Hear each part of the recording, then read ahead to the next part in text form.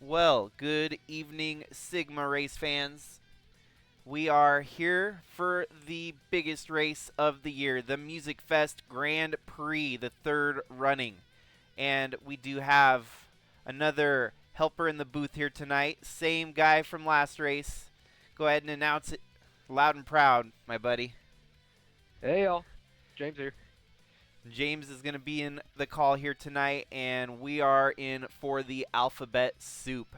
Are you excited here, James, to see the racing action?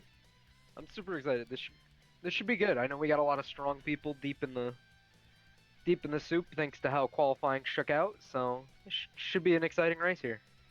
Well, and you got a little bit of blood in the mix here for the first event of the night, and that is Tim Courting for Courting Brothers Motorsports, one of your fellow drivers there, starting front and center. That's a good boat, for him.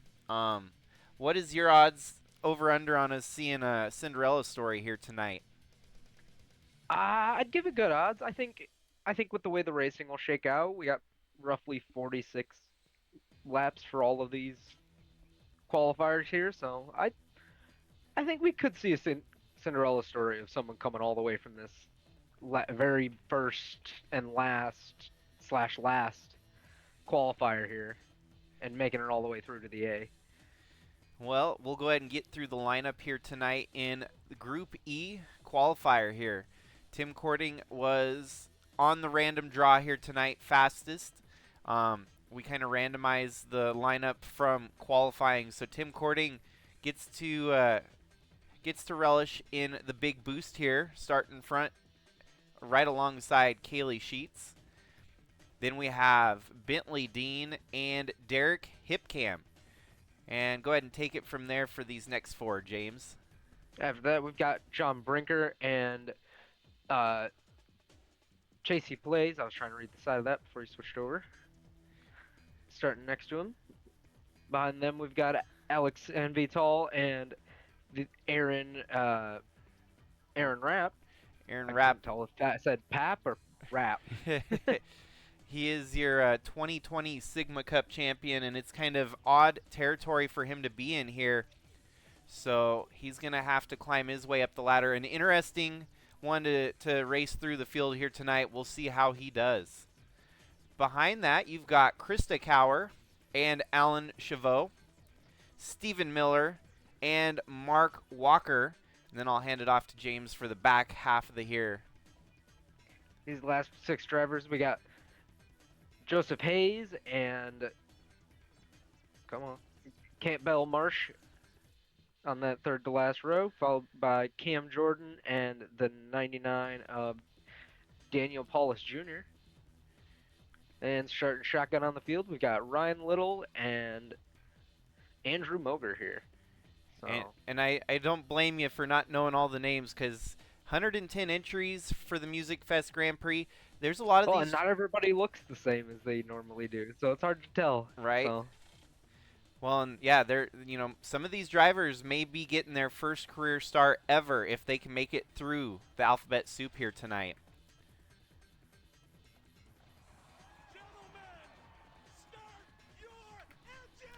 Alrighty, folks, this is the money making moves. You got to start from the bottom and get your way to the top. 46 laps here in the first qualifier. We will jump 7 from this qualifier up to the D, and that will continue to progress through the night, but we'll stick with the E rank right here. These were the slowest of the slow during qualifying on Tuesday night. And here we are, pace cars off. We're getting ready to roll here in Nashville.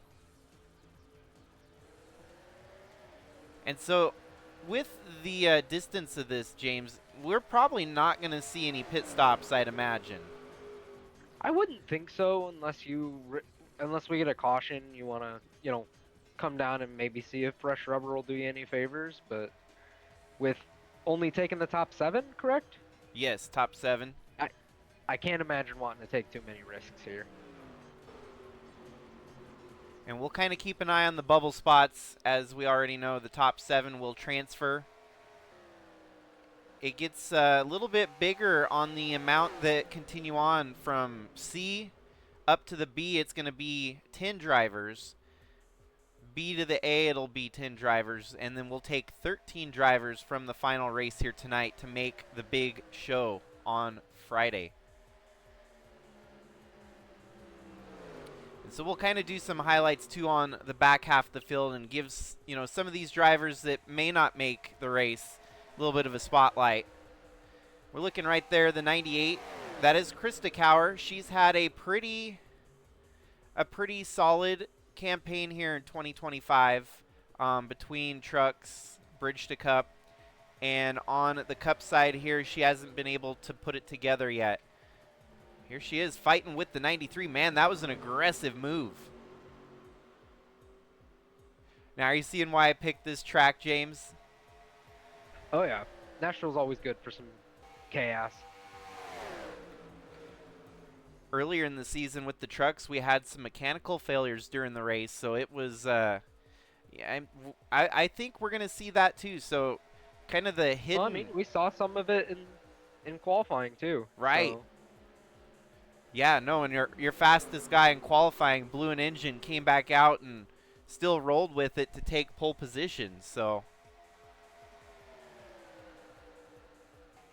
4-car breakaway at the front of the field as Krista Cower gets up to 5th. Now on the bubble, you've got Stephen Miller moving up to 6th. Alex Sanvital in the last transfer spot for now. You got Cam Jordan there in the 91. He has had a very rough year. And honestly, that should be the storyline for just about everyone that we're seeing here in Group E. It has been either a bunch of newcomers trying to make their first start or those that have really had the tough luck of the season. Cam Jordan has attempted to qualify for multiple races this year but has failed to qualify so many times over. So Andrew Moger on the 74, he's still trying to climb that ladder. He's been successfully holding his own in the truck series, has had a few stabs at it in bridge to cup, and still seeking a first career start here in the cup series as he's tried to attempt to qualify for a couple of these races. And there's your 2020 champion, Aaron Rapp. It's going to be a tall order to fulfill here. Still 39 laps to go.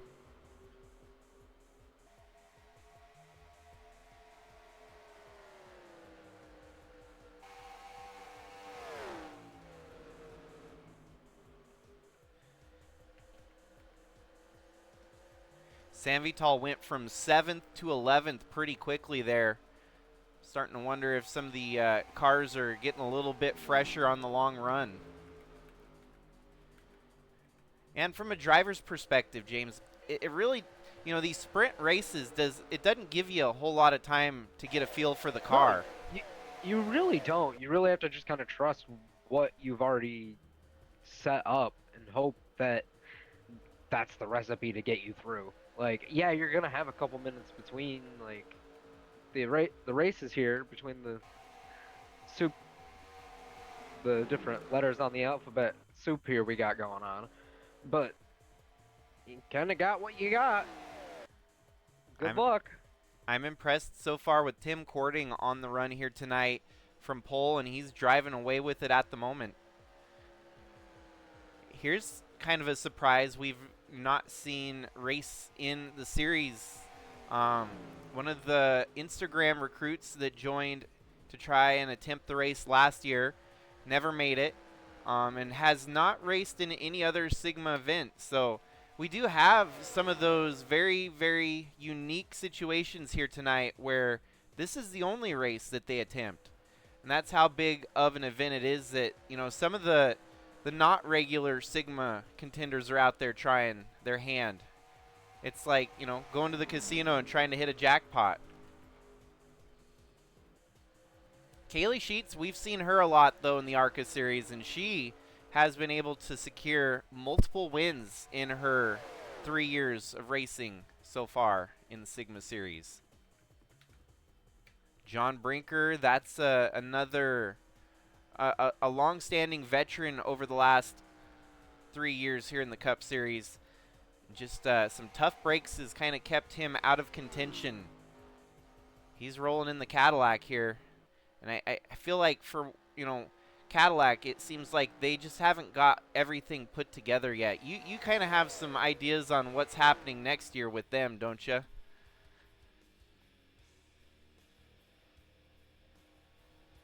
Do you copy, James? Might have lost James there in interference with the internet, but I was going to clue in, have him kind of, his team with Cording Brother Motorsports, they're going to switch over to Cadillac next year and try to give Cadillac kind of a flagship run here in the Cup Series. And so, as we see at the front of the field, that is a KBM entry, the number 89 Chevrolet for Tim Cording. And this will be one of the last 3 races that team runs under the Chevy badge here in the Sigma Cup Series. Trying to make a somewhat of a spectrum shift to have the luxury brand be the flagship team here in the Cup Series. And then they're going to host the Chevrolet down in Bridge to Cup.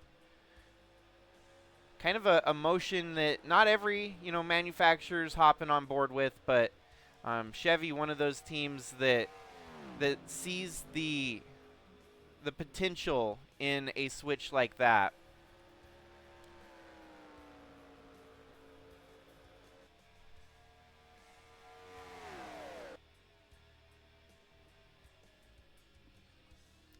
But yeah, Tim Cording dominantly walking away with this one at the moment as we're 15 laps through the first qualifier here tonight.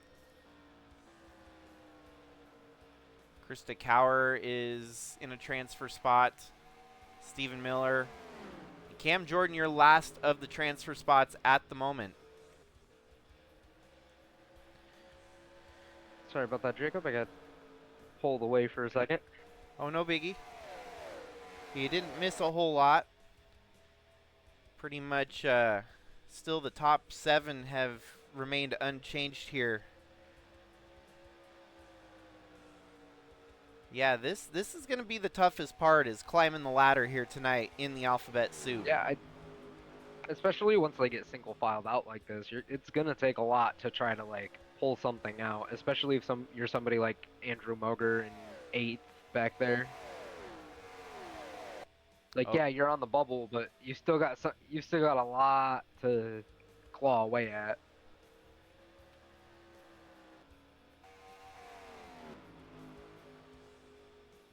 And 46 laps is still a pretty good chunk here tonight. It kind of gives us the, off chance that someone may have mechanical failures.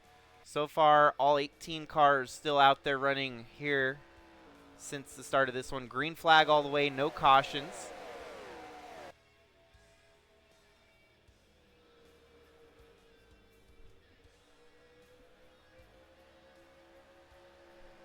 And we're just kind of short of halfway. I'm going to go ahead and do a new fan favorite segment here where we kind of give a better glimpse of the paint scheme on the race car with our drone cam.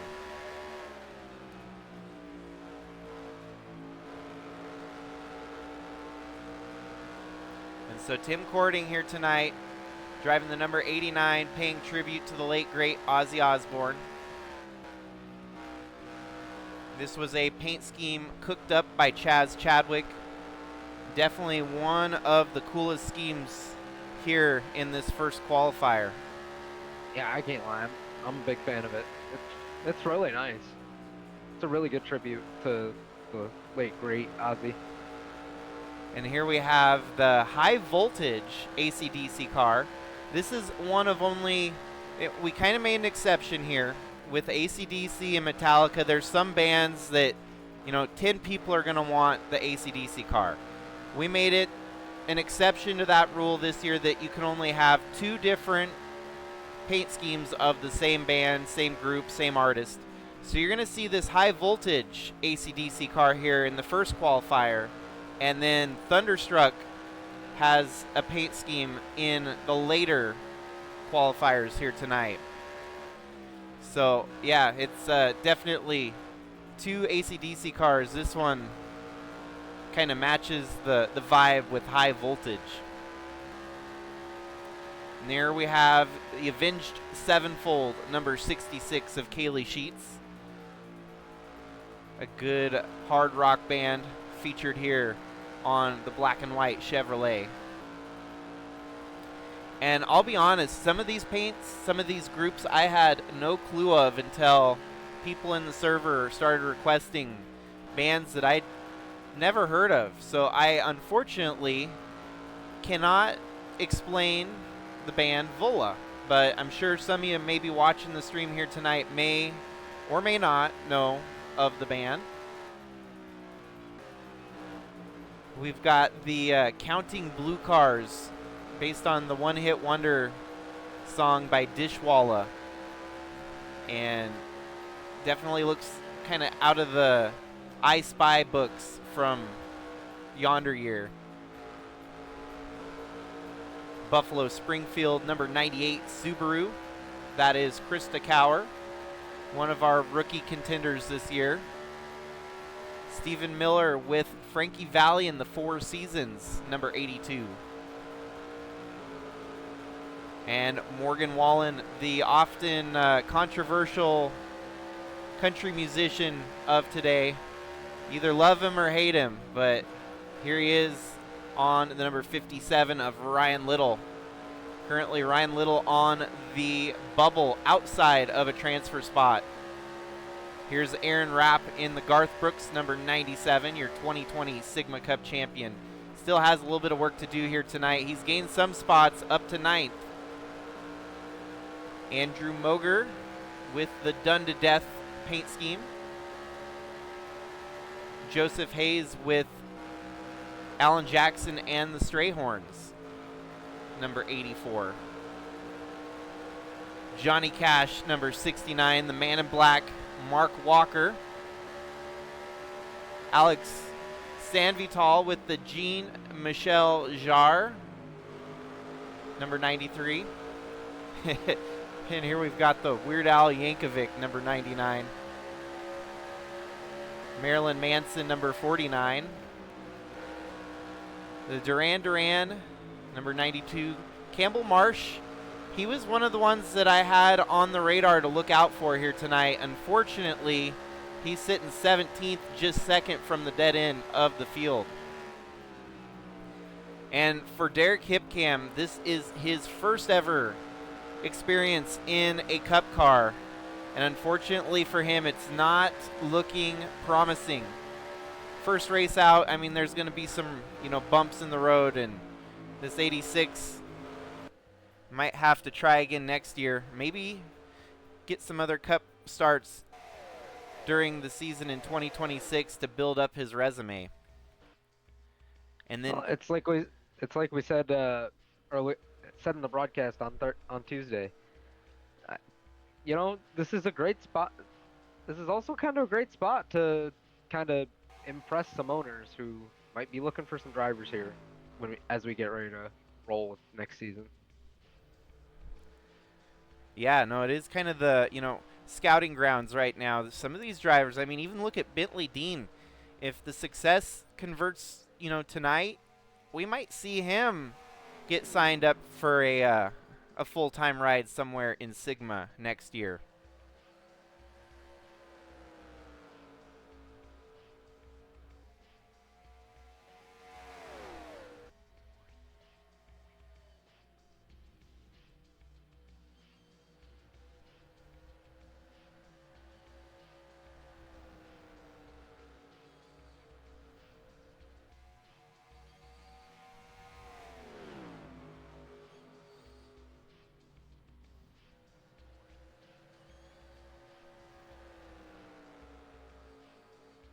Looks like we might get a fight for the lead here, and depending on how these two hang out just behind our leader, Tim Gordon. And, for them, luckily, it doesn't mean a whole lot it's still, they're going to be dropped to the back of the next qualifier.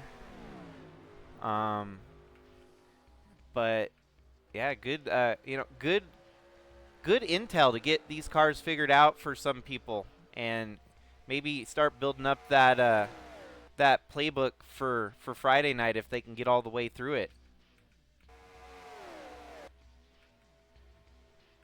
Still looks like okay, so the champion presence may be starting to weigh in here as Aaron Rapp gets up to 8th. He is the first car on the outside looking in. And the 82 of Stephen Miller currently holds the last transfer spot. The last lap time for Stephen Miller as he crosses the start-finish line here, he is a 29.6. When we look back to Aaron Rapp, he turned a 29.5, so this could get interesting.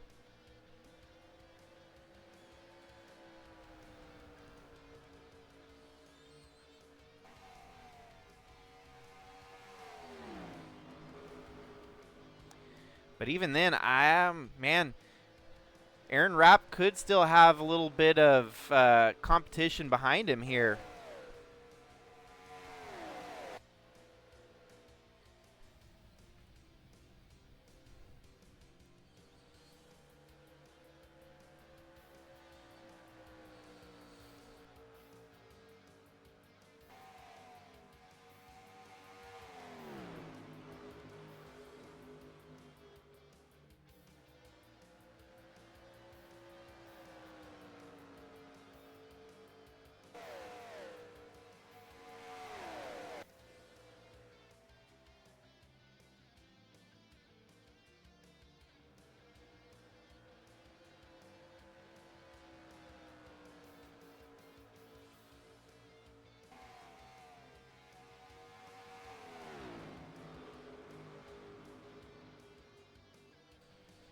They're getting racy for 9th place there.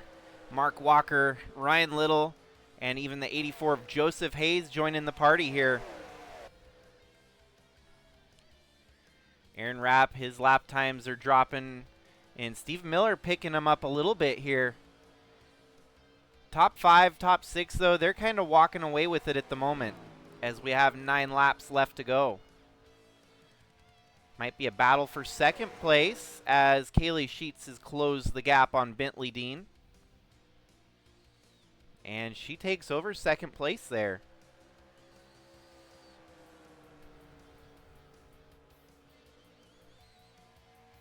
Oh, and now we're going to get some side-by-side back and forth. This is some fun racing here in just our first qualifier. Imagine this once we get to the 400-mile race tomorrow night and the side-by-side back and forth for all the marbles.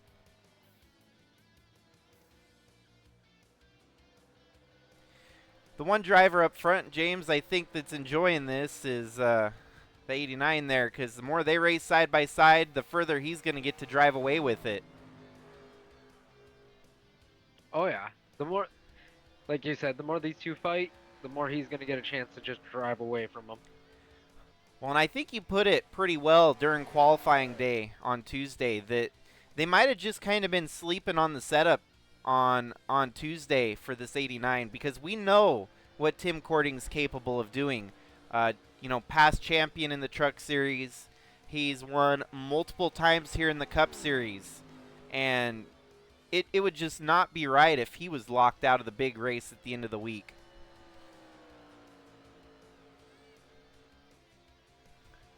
Well, we're down to 5 laps to go. I mean, you got to figure, out of the KBM stable, you got your 4 initial, regular cars we see. And then you've got, I think, 3 others on top of Tim's car, so... Right. And Tim's was the last prepared, so, like you said, I said Tuesday. I think they just missed the truck, and now we're seeing the results of getting that little bit of seat time on track to be able to make some adjustments. Well, and I think Chaz Chadwick put it best. Maybe there's a little bit of a fire lit under Tim for losing that fan vote. We all know how close the fan vote was, and he missed it by 4 votes over the 17 of Wyatt Wilkinson. So far, Aaron Rapp still hasn't closed that gap. And he's maybe looking at needing a miracle here. A caution. We've got flat tires, so no oil down or anything. Unfortunately, the 57 is now officially eliminated after having a flat tire there.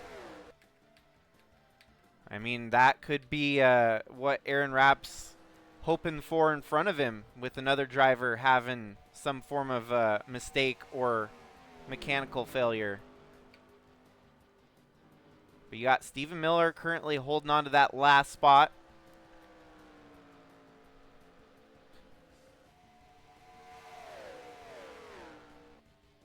And the gap continuing to grow between him and Rapp. Man, that's going to be wild to start off the week with one of our a previous champion, not the defending champion. Our defending champion's Al Bunch. But, yeah, a previous champion missing the show by about 10 car lengths there.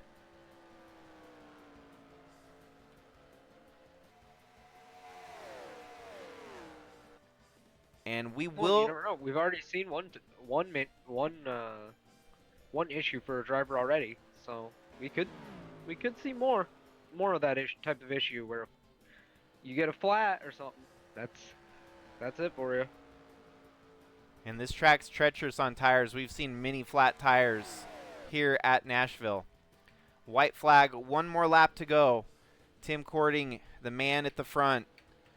Second, Bentley Dean. Third, Kaylee Sheets. John Brinker, Cam Jordan, Krista Cower, and Stephen Miller, your seventh and final transfer spot.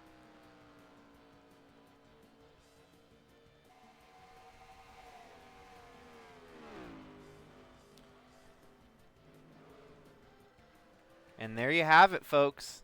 First qualifier in the books as Tim Cording takes the W. Doesn't pay points. It doesn't do a whole lot, but it does move you on to stay alive in the drive to make that big race at the end of the week here. Steve Miller is your final transfer spot.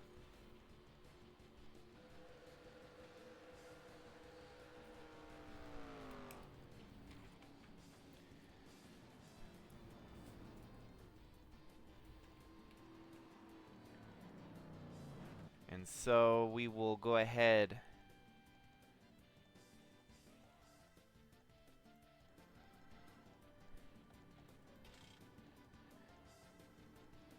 and you'll see the finishing results there on the left-hand side. Going to be a brief intermission between each duel, each qualifier here tonight to try and get set up for the next one. So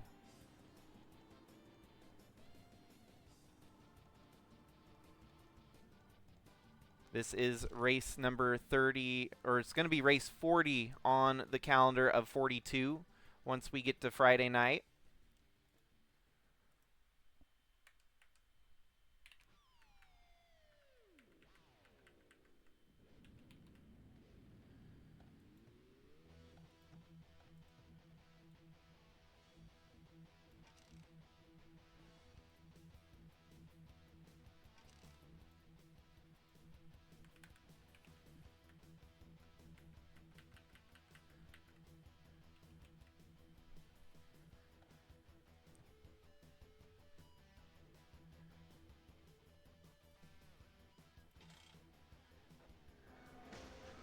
And there you have it.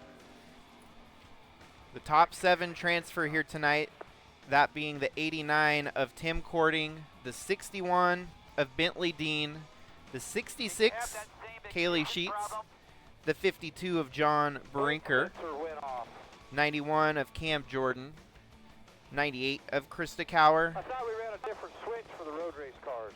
And the 82 of Stephen Miller. But that's okay.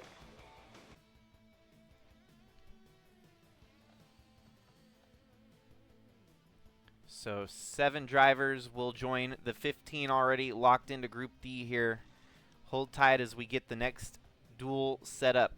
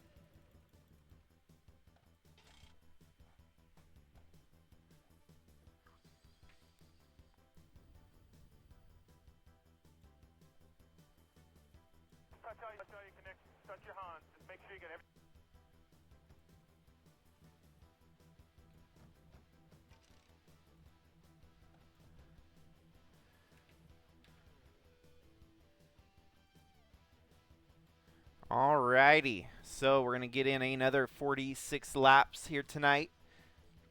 This time with Group D. And we will go ahead and real quick, before the race starts, we have to give the EOL to the drivers that finished. Oh, I guess it won't let me, will it? I have to continue. We'll see how this works. This is going to be a bit of an experiment. There we go. So it'll send them once the green waves. And it should put them based on how they finish in the last one. So the 89 will start the field dead last. 61 will start right in front of them. So on and so forth.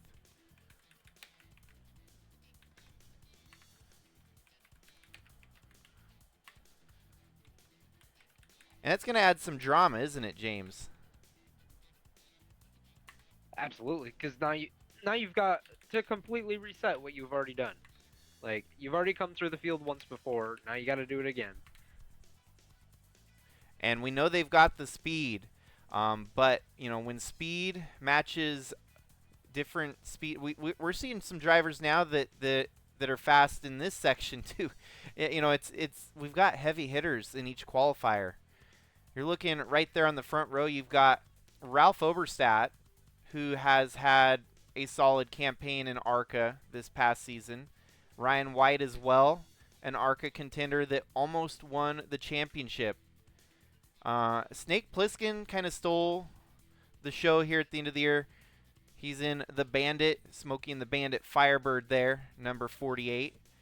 And another ARCA standout, the 73 of TG Castlenut. Bentley Dean's going to go to the back, so is, actually no, Sarah Taylor's going to stay on the front area there. And then we've got Cooper Landry and Eli the Wolf. And I'll go ahead and hand it over to James for the second half here. And followed by that, you got Tim Cording and Kyle Ottawa there with the Weezer 80. Behind them, we've got Finley Herwig and Todd Ratt? Yeah, so Todd Ratt. Todd Ratt. There's a little bit of lore to this guy. He was a team owner back in 2011 in the Sigma Series, back when it was called the Sylvania Cup Series. And this is his first career start as a driver. He'd been a team owner the whole time, often racing Toyotas with the number 65 entry, or fielding as a team owner, not driving. So yeah, it's going to be interesting to see what Todd Ratt does. And go ahead and I'll give you the rest here too. But after that, we've got Jamie Horseman and Kaylee Sheets there.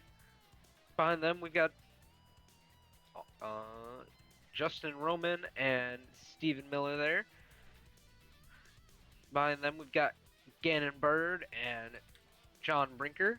Behind that, we've got Cam Jordan and Gabe McDuffie. And rounding out the field here, we've got Krista Cower and Jeff Bolton to round out the field. So, yeah, this is I don't know how this is going to pan out here, sending the drivers to the back. We know that the 50 will be the first one going to the back, or the 89. My bad. I got mixed up with his other full-time number in the truck series.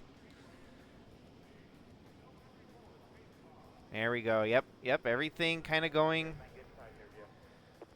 a little bit herky-jerky there, but 68 gets around. Worst case scenario, we might throw a caution to kind of get them a chance to get sorted here, but we might need it here. The pace car's already in, so.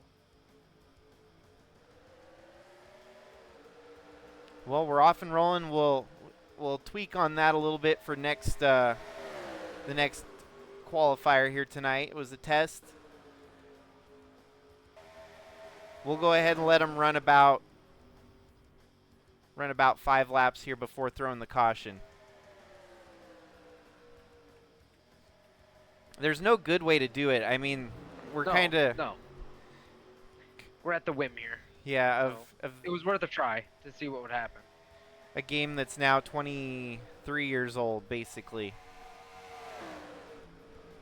Well, how about that? Ralph Oberstadt with the early lead here. Didn't upset the apple cart with your leaders very much at all. But I think it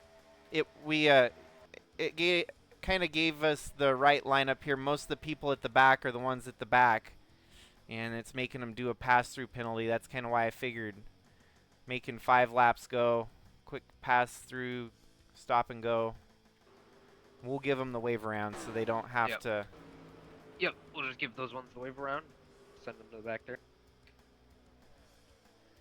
I figure 5 laps should give us everyone shuffled back through if they have to. Anyone else has to serve a pass-through penalty. It should be all set by 5. 89 rejoins the race line here, the 82 as well.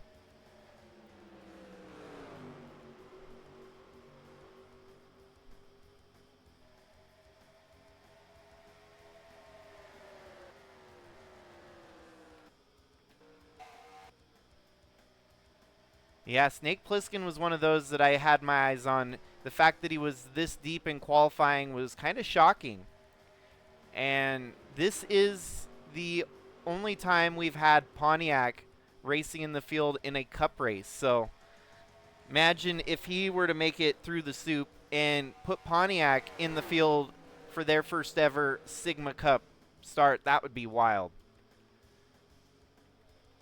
No, the game's crashing on me. Dang it. Well, we figured out what to do and what not to do, so we'll try this again. Hey, at least they're only 46 lap races for the game to crash. This gives us a chance to let it play out this time.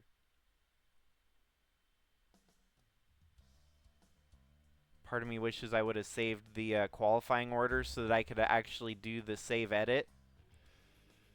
That's what I'll do real quick. I'll go ahead and start one, do a save edit on Group D. That way we're not doing the wave around. Favors, touch all your seatbelts, touch all your connections.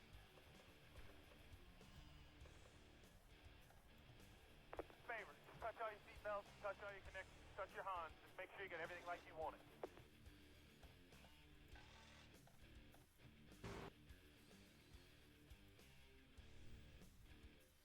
Yeah, I still have not figured out what causes NR 2003 to crash, and I wish that there was some resolution. Have you been able to play the new NASCAR game at all yet, James? Not yet. I have not. I've heard some really, really good things though. So. Is it promising that maybe, just maybe, we could make a switch over to the new game, or it's kind of? I don't think so. We'll have to see what the mod community brings up. It's but pretty locked to the console right now, I assume. yeah.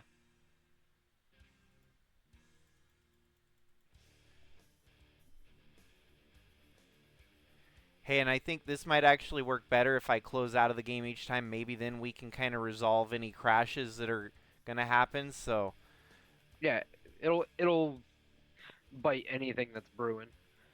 So if we do the save edit for each one, that'll be more authentic. We won't have any goofy.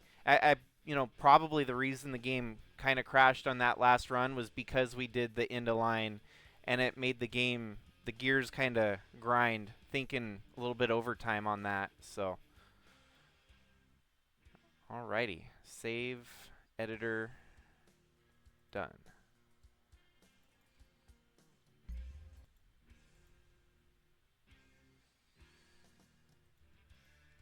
So on the reset here, it looks like Finlay Herwig is going to be pole position for the reset race. The shuffle button was hit, and we will get back into this one here.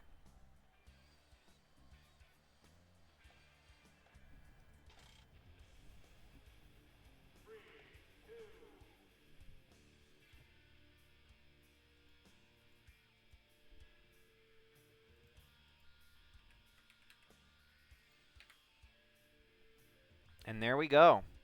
Front row, Finley Herwig and Snake Plissken, your top two. In behind that, you got the Weezer number 80 of Kyle Ottawa, TG Castlenut, Todd Rat, Ryan White. And as they would be sitting with their positions right now, the top 7 qualifiers rounded out with Jamie Horseman. But now they'll race, and that may change going into lap 1 here. Tim Cording's got a shot, but he's going to have to start shotgun on the field here, dead last in this qualifier. Much better restart, better start here in the reset race. Well, what's on your radar, James, for this qualifier here? Oh, for one, drivers that have just kind of been around really well up front all year, just in different things here in the Sigma sphere of things. Like Steven Overstat, drivers that have had some mixed success looking to try to make a name for themselves or something. Is there a name that stands out to you? Who you thinking has a good shot to get into the top 7 and stay there tonight?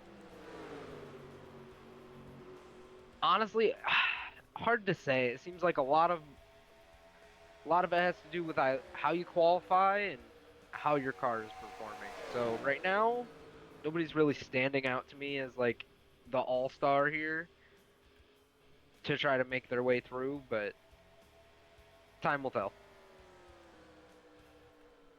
Well, and I'm starting to feel like track position might be king here tonight. Like so many tracks, wherever you go, you know, track position is huge. And the 89 so far having a little bit of trouble getting through the field. Only 3 laps in so far. He's able to pick off a few spots, but passing is at a premium. There is a bit of a family affair, maybe not affair, but you got some family members running together in this qualifier here. You got the 70 of Ryan White and his cousin in the 60, Cooper Landry. Both of these drivers are searching for their first ever Sigma Cup start. They've been running the ARCA series this year and have been pretty successful in ARCA, each one with a win on the season. Ryan White, however, is your Sigma ARCA champion from this year, so he gets to have that badge of defending ARCA champion rolling into next year.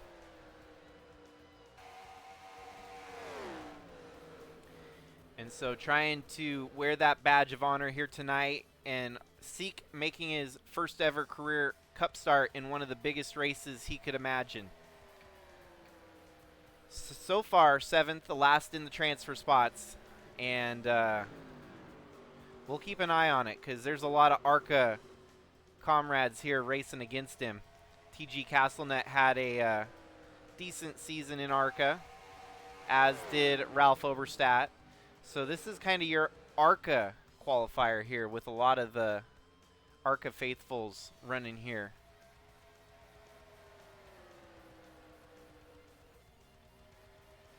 And of course, Finley Herwig from the UK, he is up front here in that Volbeat number 68 Ford Mustang.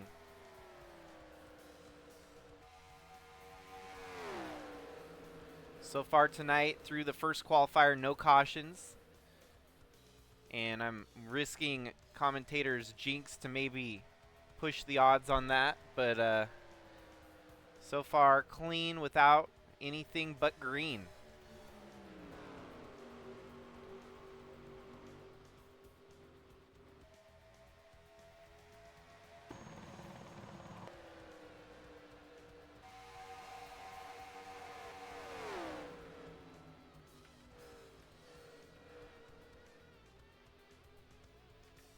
We actually had to dig pretty deep in the number category, as every number is used between 0 to 99, and that includes the 00, the 01, and so on.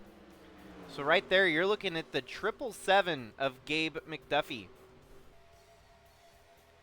Another first in Sigma Cup racing. A triple-digit number had pretty much been outlawed for the first 15 years of this series. There's no reason to have a triple-digit number, but special circumstances have kind of forced the hand of the committee there, and 777, kind of a neat number to run. If you look back in history, it in real life was run by Marty Robbins. So kind of a missed opportunity there to not have this be the Marty Robbins car, but we do have Luke Combs on there, so it is a country artist on the 777 here tonight.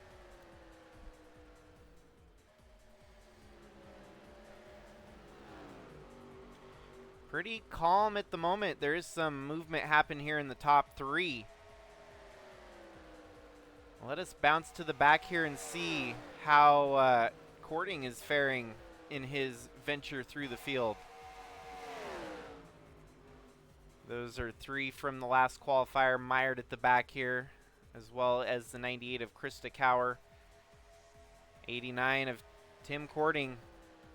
He's just about around all of the people that qualified out of the last one.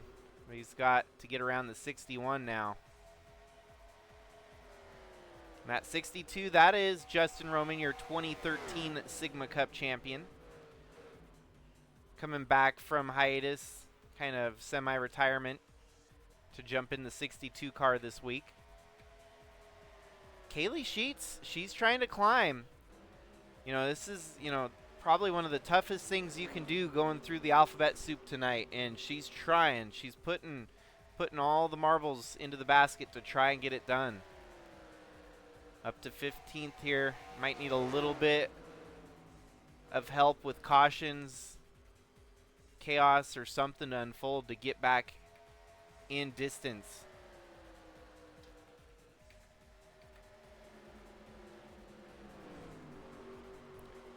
Well, I think this kind of sets up the rest of the night, James. It is going to be very hard to make it through the field if you qualify from the previous qualifier.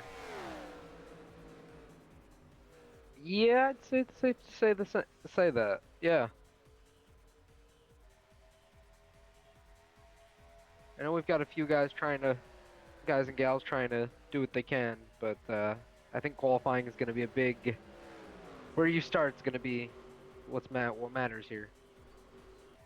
What will be interesting, though, is once we get to that B qualifier, B&A 100 miles, you'll probably see at least one round of pit stops in the B qualifier.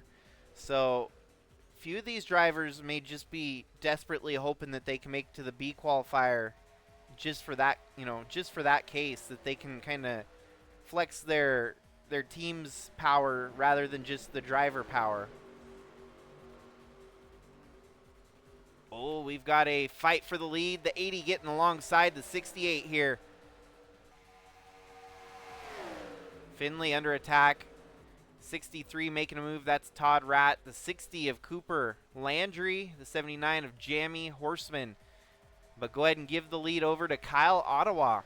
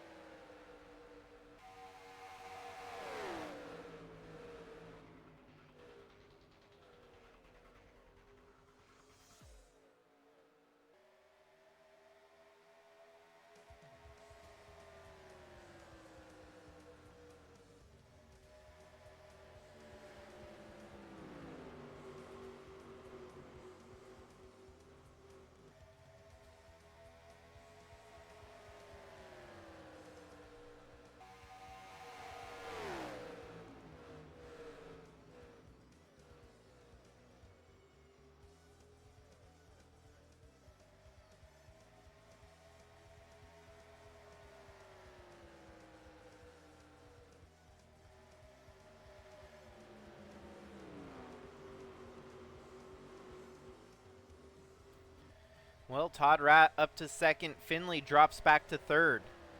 Landry up into fourth. Ryan White, he's duking it out with the bandit there, the number 48, Snake Plissken, on the defense.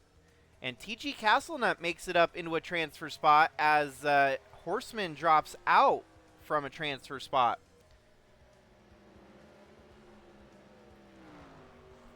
It was joy and excitement last year for the 79 team, making the MusicFest Grand Prix number 2.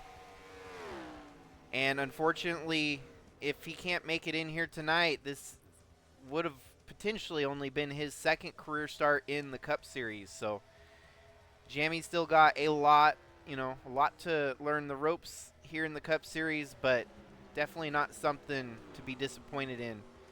He's in a Jaguar here, which are on their way out. The swan song season here for Jaguar. They're not as powerful as they once were. And I think he got lucky last year being in a Jaguar that was super powered to make the MusicFest Grand Prix 2.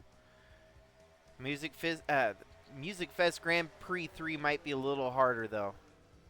But he ain't letting go. He's right there back on the back bumper of the 73. And they're 2 by 2 at the front of the field there. This is getting tight. We could see an accident here in the midway point of this race here that just shakes everything up. I wish this was like my iRacing setup where I could see cautions or wrecks whenever they happen. I still have to kind of, click and point to find where all the wrecks and stuff happen. So far, everyone stayed clean. But that's going to be what Tim Cording needs, is needs a break here to catch to get back up with the leaders.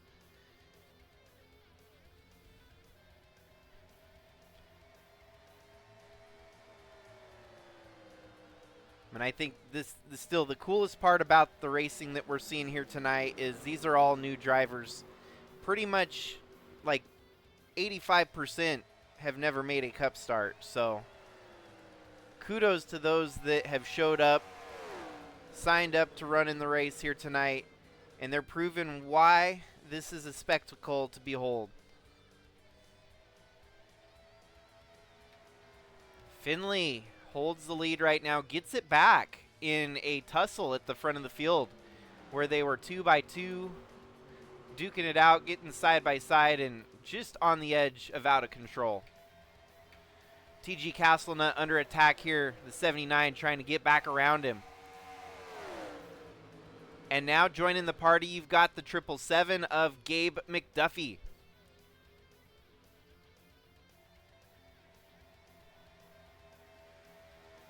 Yeah, Eli the Wolf there in the 94, he is still in the title hunt. So desperation mode might kind of strike in, kind of sink in here. And he might start making some moves aggressively to get to the front and try to keep his title hunt alive. He's got an outside chance. It's not an ideal chance for the championship battle. But if we look at the points here, let me pull up our standings. Eli the Wolf. Oh, my bad. He actually dropped out of the points. He's 12th in the points right now. He is one of your deepest of the top points runners here in the qualifying. Dalton, who had to make all the qualifying races this year to make the main event, he's going to be in that A qualifier, so he's got a lot easier path to make it to the main event here tonight. And Dalton's got 50 points behind Al Bunch, so it's going to be a huge moment for Dalton to make it out of the qualifier here tonight to make the main event and potentially take it to Al Bunch for the championship. Well, we made it through halfway in this qualifier. Let's go ahead and do another one of our drone cam pop-ups here.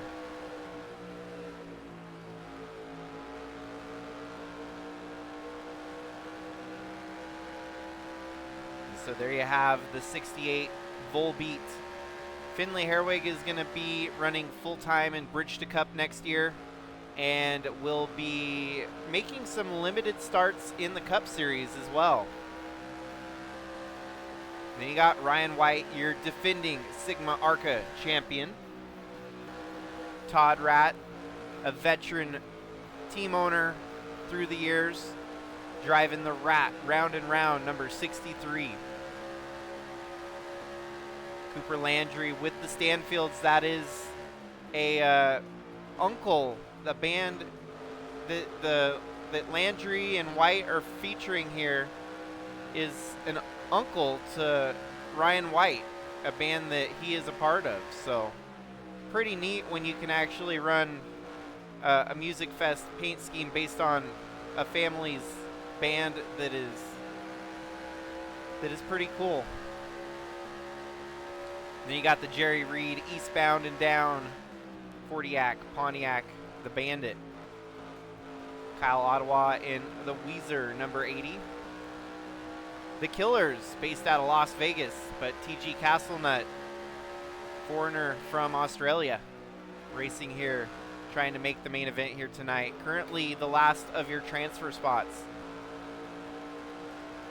Here we have Sarah Taylor in the 54 Alien Pop Toyota Supra. Here is Jamie Horseman with one of the meme cars. It definitely goes hard with all the meme potential that this car has. I mean, just look at how cleverly crafted this one is. It's based off of the band, the Black Keys, and their album basically did that. It's like, this is an album by the Black Keys, as you can see on the hood. The name of this album is Brothers. And so yeah, there you have the 79 of Jamie Horseman.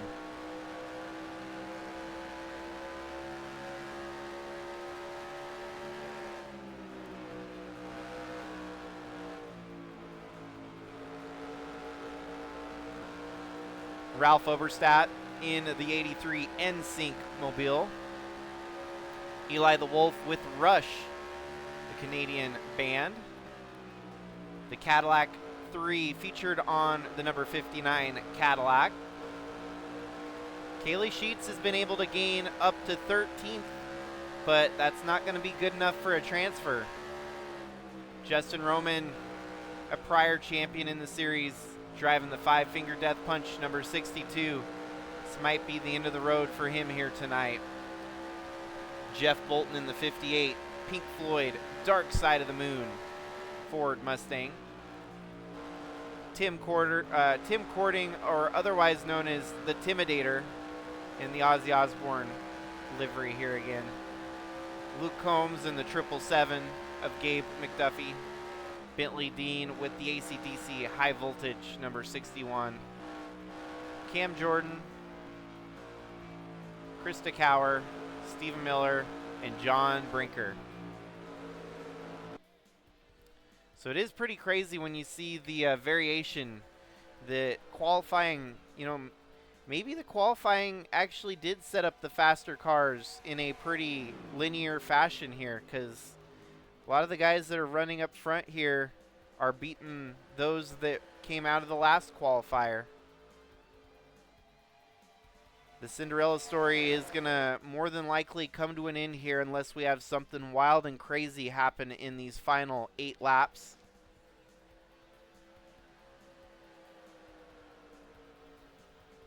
And honestly, for Ryan White, I don't know if it's going to be a big factor here to pass the 68, because when you get sent to the back for the next qualifier, you'll be dead end of the field. So kind of makes you wonder if some of these drivers might start to change their game plan and try to settle into 7th here.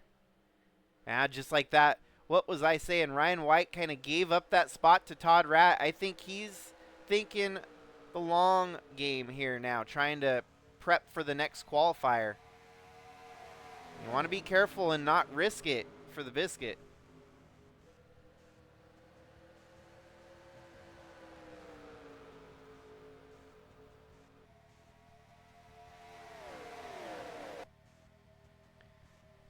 As it sits right now, your last qualifying spot belongs to the 54? Nope, the 48 of Snake Plissken. Snake Plissken had 4 wins in ARCA this year, joining very late on the season. And honestly, I'm feeling this 7th place is probably the best place to be at the end of one of these, so that you transfer into the next one and only have to drop back not as far as dropping all the way tail into the field.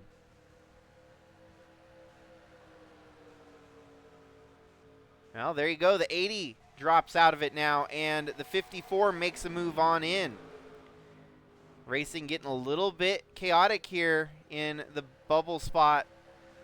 70 is playing that, you know, he's sandbagging a little bit. There's no rules against it, you know, setting up for that next qualifier. Ralph Oberstadt now mixing it with the bubble spot. And I do feel like the further we go up the alphabet soup, the closer these battles are going to be. Now, the first one, Aaron Rapp just missed it by a mile, it looked like, in the closing laps. But here we are with 3 laps to go. And I don't think the last transfer spot is settled yet. Ralph Oberstadt knocking on the door. He might have something to say for the 54, who holds on to it at the moment. Ralph making a charge, tries to adjust his line there. The 54 got woed up. She's going to have some trouble as the 83 is going to be able to pounce. 3 laps to go. Sarah Taylor holding on to the transfer spot, but Ralph Oberstadt wants it.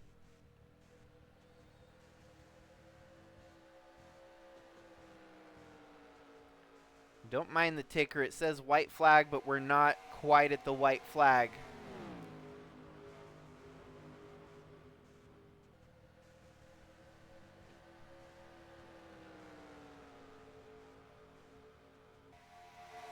There we go. White flag waving. 1 more lap to go here tonight. Ralph Oberstadt's on the outside looking in. Sarah Taylor holds on to that position.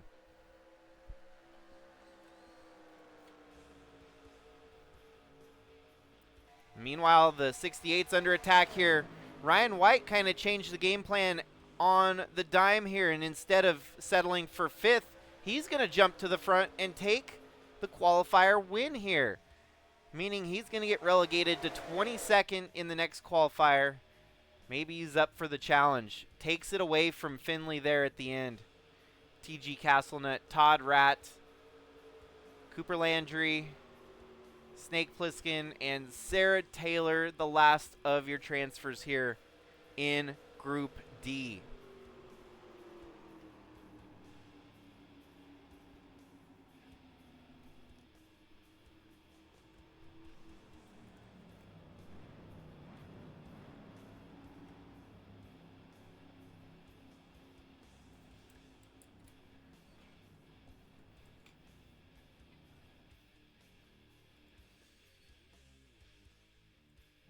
And there we have it.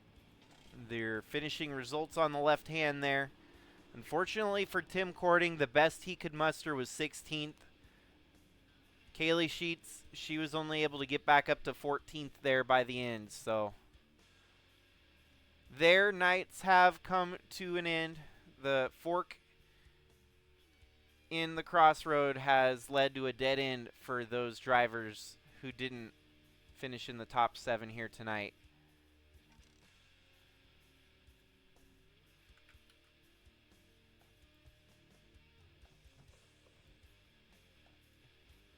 Some big names to kind of look at there. You got Jamie Horseman, who made the MusicFest Grand Prix last year.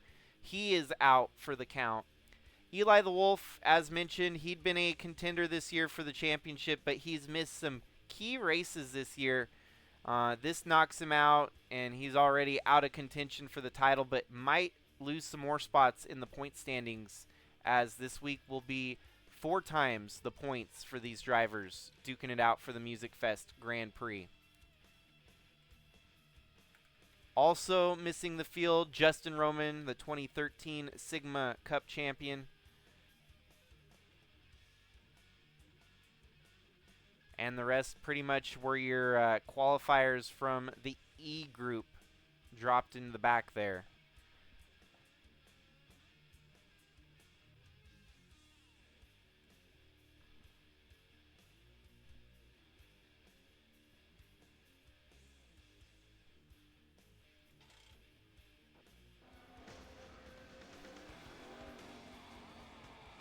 Frank, did you have any ignition problems?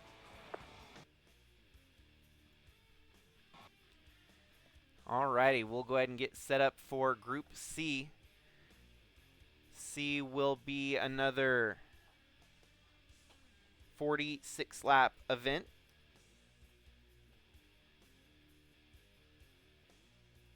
The 350 milers to start the night, and then the B group will be 100 miles, the A group 150, for a grand total of 400 miles here tonight, kind of to match the 400-mile main event tomorrow night. So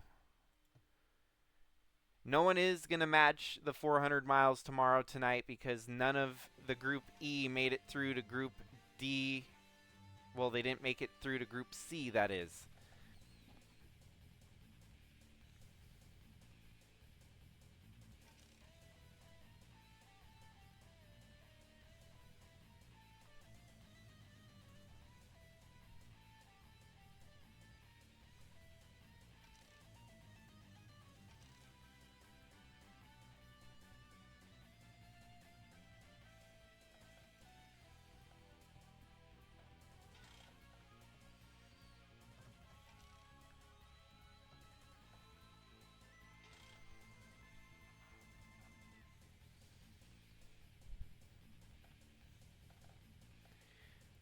But I feel like this kind of, this mimics true life to a degree. It is not easy when you are set so far back in qualifying. And this is pretty realistic to even like the Chili Bowl, where if you are mired deep in the Z rank group, your odds of making it to the A group are pretty slim to none. And here tonight, this is a pretty true recreation of the alphabet soup, and we're getting it here tonight for the first time in Sigma Cup, and it's pretty much everything that we could have imagined here. A few drivers already losing out on the Swan Cinderella storyline here tonight.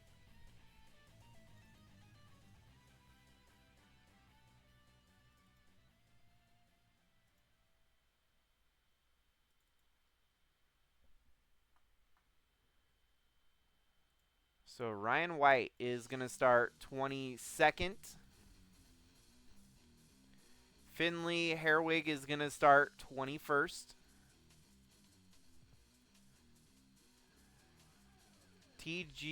Todd Rat is going to start 20th.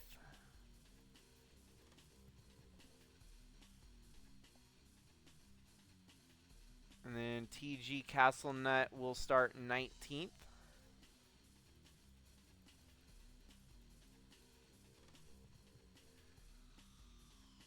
Cooper Landry will start 18th.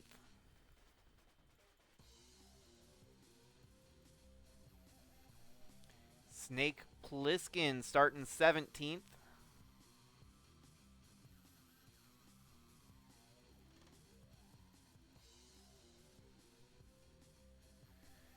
And the 54 of Sarah Taylor starting 16th.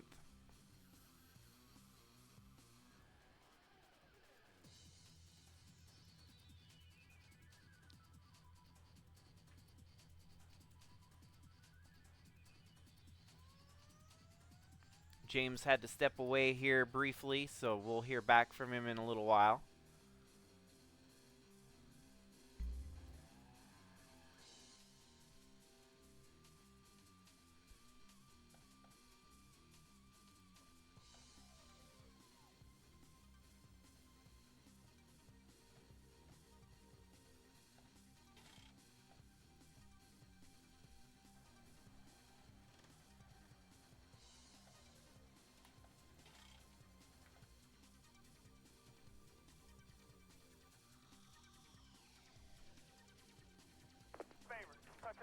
seatbelts, touch all your connections. Alrighty, so starting pole position here, we've got the 76 of Astro Atlas alongside the 65 of Nathan Mann. Nathan Mann is a returning veteran to the series. As I mentioned earlier, that Todd Rat team-owned car, the number 65, this is the guy that put Todd Rat Racing on the map. So Todd Rat Racing making their venture back into the series here tonight with the owner driver and the driver hired by the owner. Here we go, 46 more laps, 22 cars. Only 7 will qualify through to the next. Oh, that got a little bit, maybe the rust kind of showing through on the 65 after missing so many years of racing action. Okay, my bad. So we get 10 drivers qualifying out of the C here. So it's a little bit, less daunting, but that only means that the B is going to be more daunting with a larger field of 25 drivers rather than 22. So correction, not 7. We get 10 drivers now. The bubble, the transfer spot switches over to 10th. And so that gives some of these drivers that were in the last one a hell of a chance to get into it. And right there, you got the 48 of Snake Plissken already making hay, working his way up there right alongside the 55, who is the last car in the transfer spot right now. Snake Plissken could be one of your deep runs. Ryan White also moving up through the field with him. And there you have it. Had to come through the D qualifier.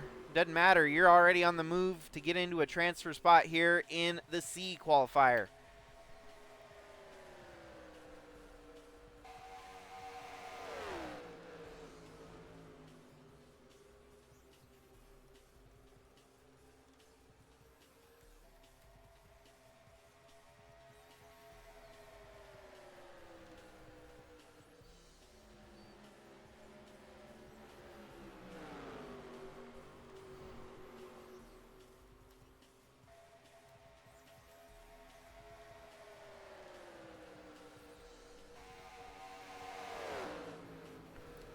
Well, as the race settles in here for a green flag run, the 76 of Astro Atlas in the Femptonal number 76 Chevrolet.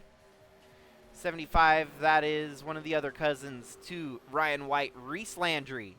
So the family, they're going to try to make it through all the qualifiers here tonight. Reese Landry running second. We look further back, Cooper Landry might be the furthest of the runners. And he's currently 19th on the field right there in front of Cat Durham.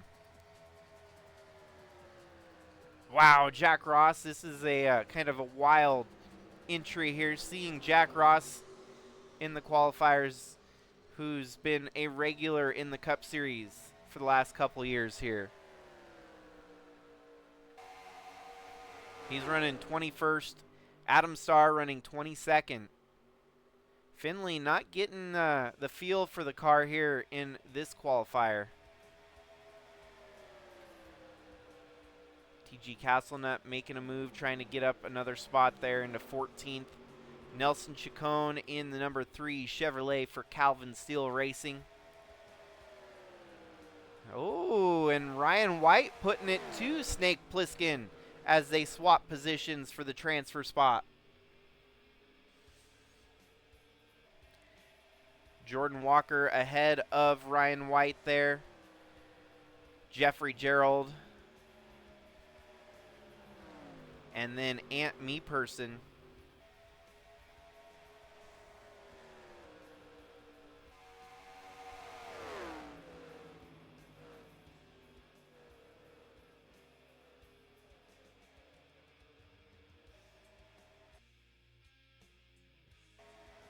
There we go, I fixed the ticker. Our ticker was a little bit wonky there. So lap 9 of 46.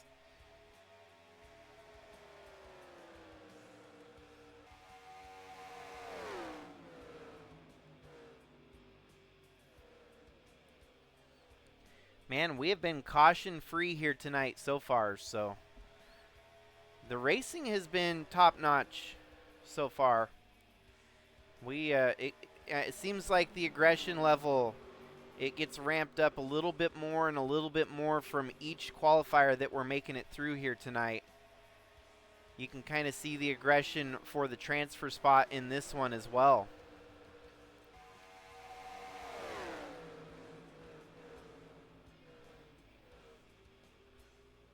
Sorry about that. I'm back now, Jakey. Howdy. Hey, Evan, haven't missed a whole lot, but this qualifier is getting interesting. Yeah, the 70 was a transfer from the last one, so Snake if I recall correctly. Yeah, no, and him and Snake Plissken both came from the D, and they're onto the C here in a transfer spot at the moment. 16, Jeffrey Gerald dropping. Oh, and that's going to slow up the 48 of Snake Plissken. He got stuck behind the slow traffic, and he's paying the ultimate price there, dropping back outside of the transfer spots. TG Castlenut on the attack.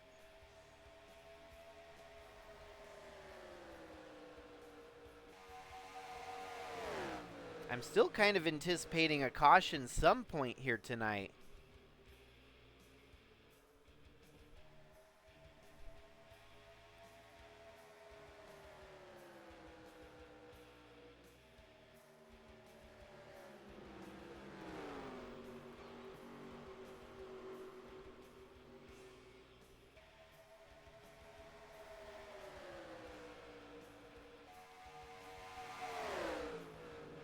Whoa, 3 wide almost.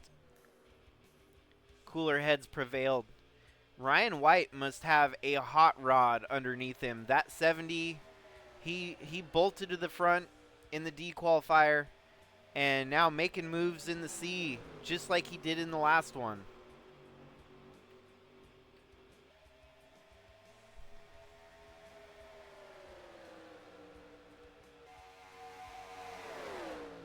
Top 8 can kind of rest easy at the moment as they've grown such a lead over the rest of the field.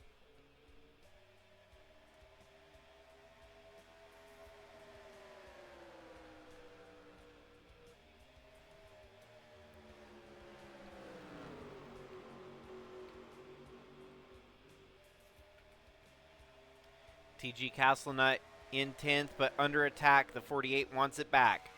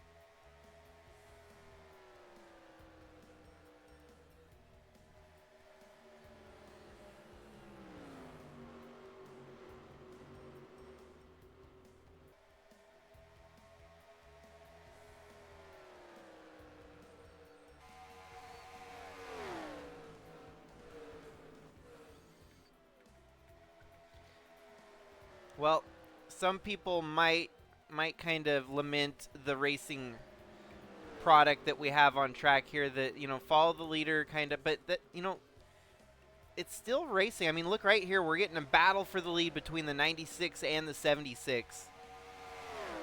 That is David Bird, who's had a couple wins on the truck side this year. He's made a couple cup starts this season, and both of which ended terribly. So he's trying to make up for lost time here tonight in the C qualifier. Top 5 breakaway at the front here. You got the 30. That is Carson Bowers, a rookie candidate for this year in the Cup Series, and has a win on the season in his rookie year. So had to switch up the car number a little bit. Usually he's driving the number 40, or yes, he's been running the 40 this year. He's going to switch over to the 12 next year, and happens to be running the 30 here tonight. So man of many numbers. His primary number is 12, though, and that number finally opened up for his move to Cup full-time next year. He will lose rookie eligibility as he's finished more than half the races this year in Cup, and will be seeking his first season as a sophomore here in the series. Then we have Howard Schuler in the 53 on a return after slight hiatus. Wouldn't say he's retired, but definitely bouncing back into the car after a long break for Monty Shangle Motorsports. Very familiar number 53. We've seen that font over the last decade here in the Sigma Cup Series. So they dusted off the 53 machine, and they're getting its reps in here tonight.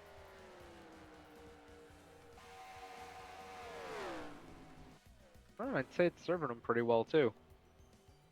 Seems like they didn't skip a beat, for sure. No. Tossed the engine in there and just said, let's go.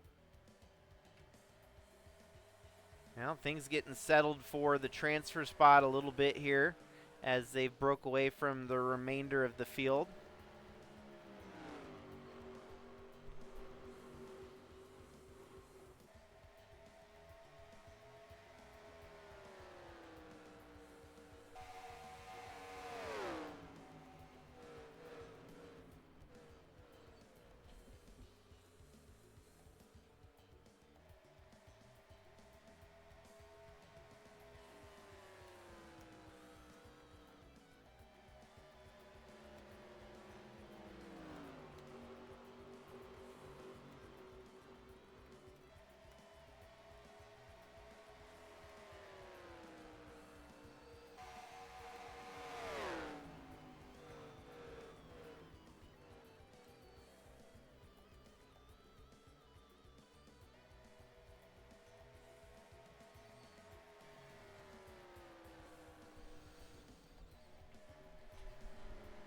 Well, and I guess now would be a good time to kind of do some bookkeeping from Tuesday night.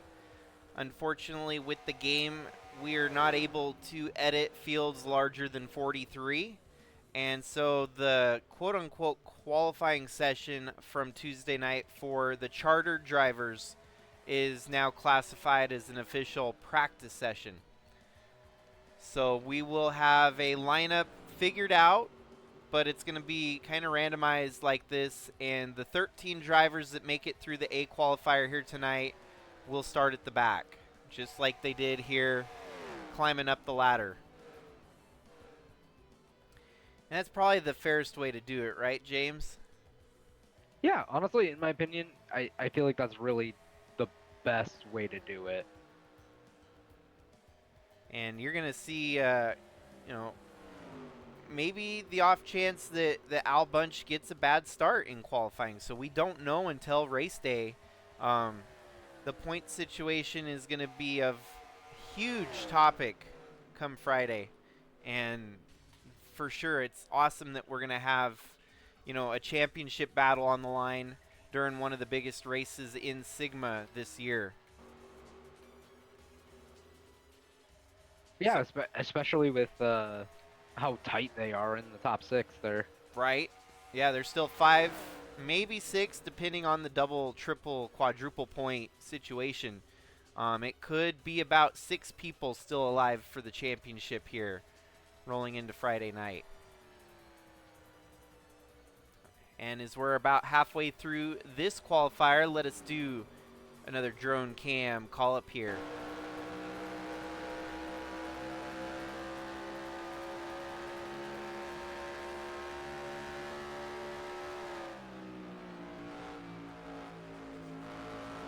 And nothing screams America more than Leonard Skinner, red, white, and blue, number 96 here.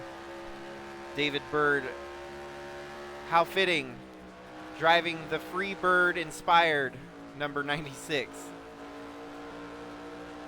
And then we've got the 76 Femtonal entry there of Astro Atlas. She's having a great night so far and proving her point in running strong in the qualifier. Reese Landry doing just as well, running in third, keeping the Stanfields at the front of the field. Carson Bowers in the 1975 band, number 30. Howard Schuler in the Hank Williams Sr., number 53. It's a nice looking cow pattern on that car. And then we got the psychedelic trip with the Manfred Mann, number 65. Ryan White in the number 70 Stanfield's entry.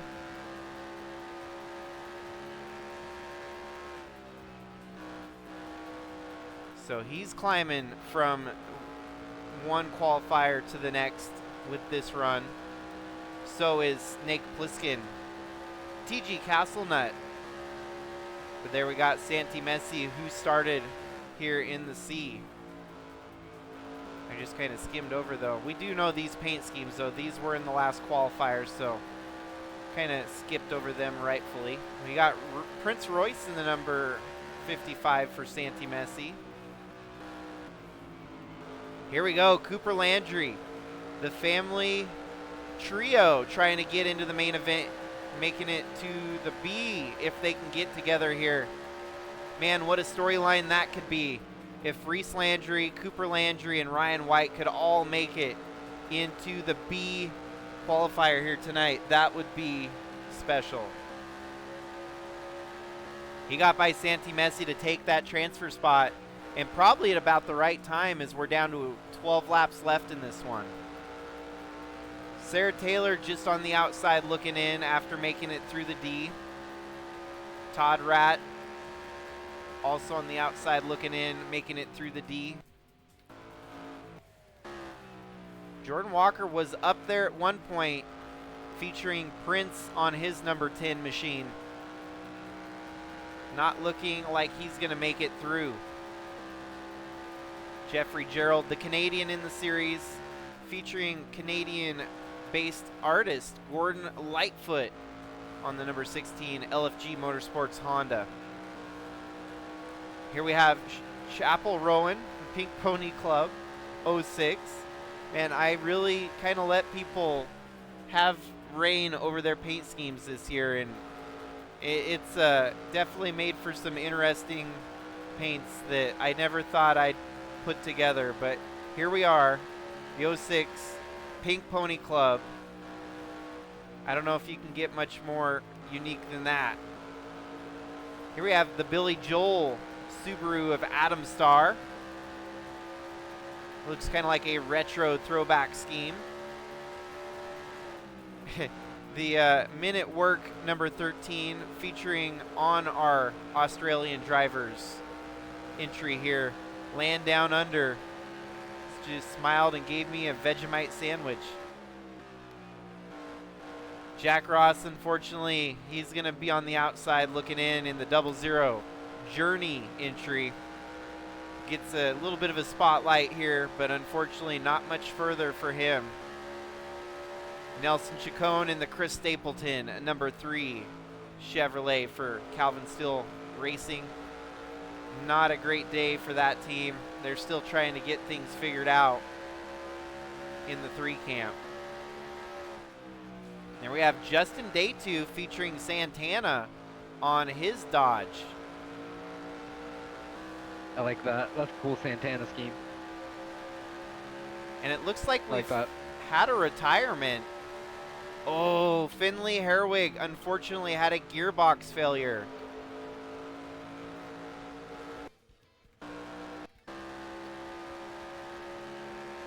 So that's the only drama that we've had in the C, is a retirement out of Finley Herwig. His night is done.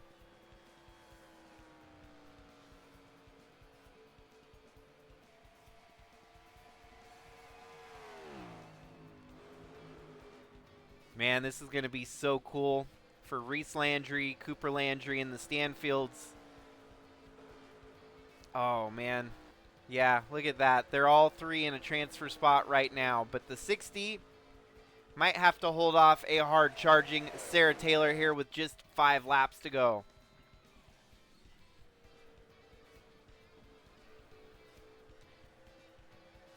And the stakes get higher in the B qualifier for 100 miles instead of 50. Double the laps, double the distance, obviously. And, you know, a little bit extra transfer out of this one, top 10. So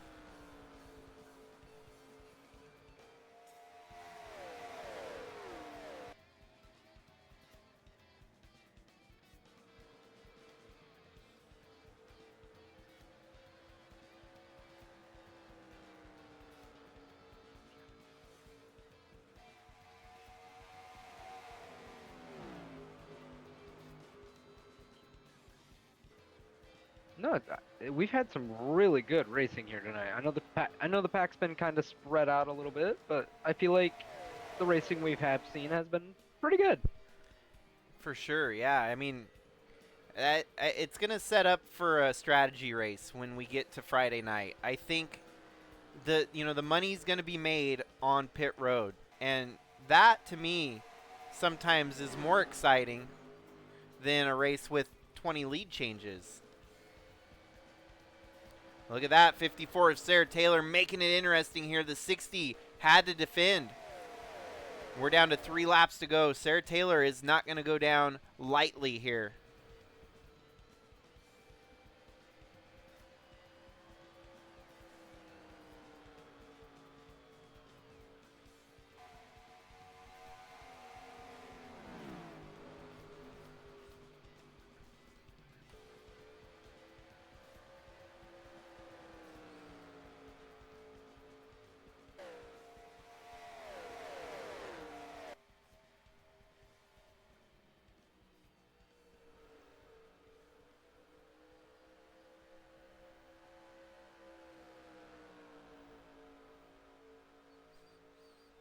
Alrighty.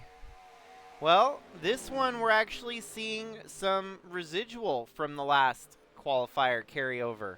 And that is what, that's what it's all about. Sometimes you'll have outliers like this, and it's in the form of the Landrys and White showing that they've got the muscle here tonight.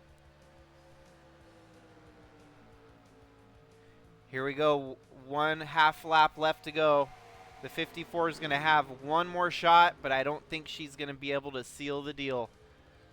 The 60 of Cooper Landry is going to join his brother, Reese Landry, and his cousin, Ryan White, here tonight, making it onto the next qualifier. That is way too cool. Storybook experience for the family.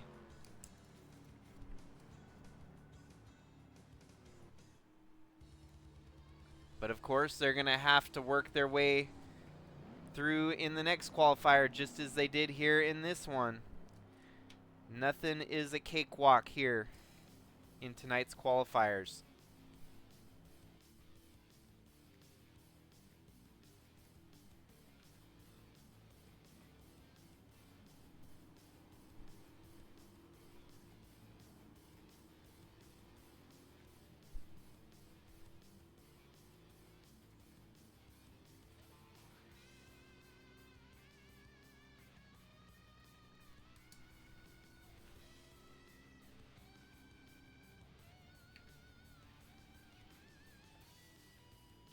Currently, we are in C. We're rolling into the B next, though. So, glad to have you in for the stream there, Mr. Earnhardt. And I believe that is Billy Lovejoy in the chat. So, welcome aboard. But here we have your finishing results from the C qualifier. A little bit more interesting as we had people in the D qualifier make the double transfer here.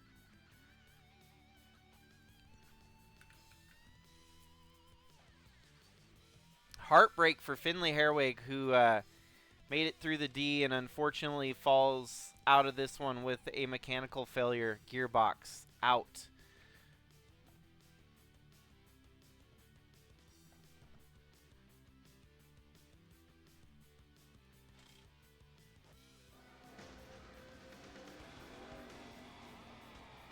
Greg, did you have any ignition problems?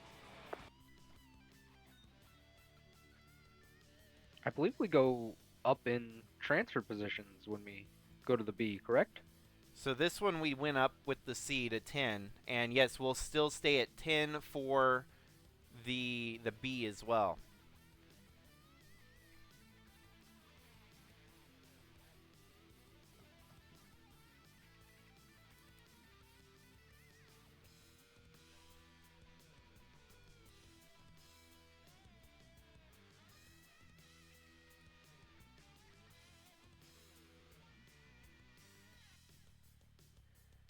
Okay, so 101 miles for this B qualifier. 76 laps will be the distance.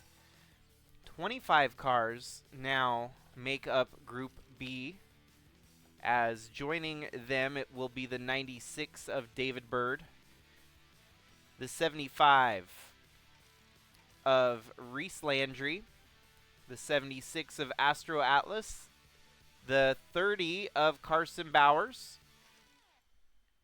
the 53 of Howard Schuler, the 65, that is Nathan Mann, rolling on his experience as a veteran to try and move it through the field. Ryan White, your defending ARCA champion. TG Castlenet in the 73. The 48 of Snake Plissken. Man, he's trying to make that move through the soup as well. And ultimately the 60 of Cooper Landry.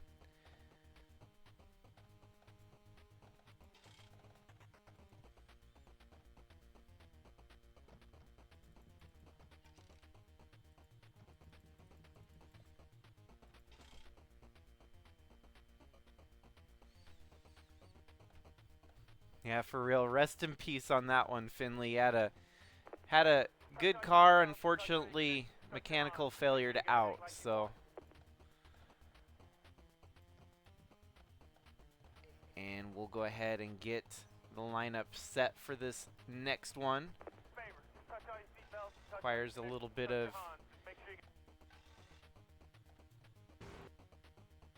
reset here. Save editor.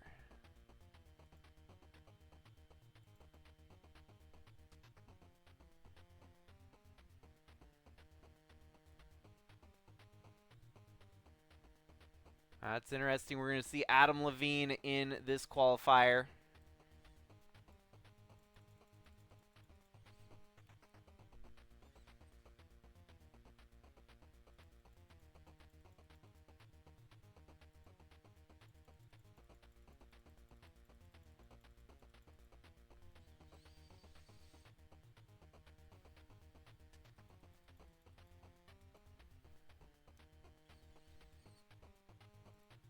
So starting in 25th, it's going to be David Bird. And then 24th, it's going to be Reese Landry. 23rd, Astro Atlas.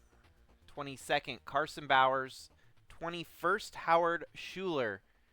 And then 20th is going to be the 65 of Nathan Mann.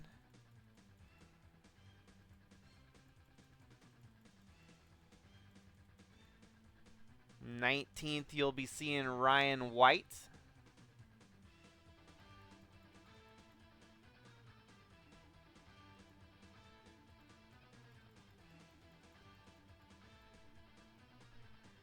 '18th will be the 73 of TG Castlenet. 17th will be the 48 of Snake Plissken.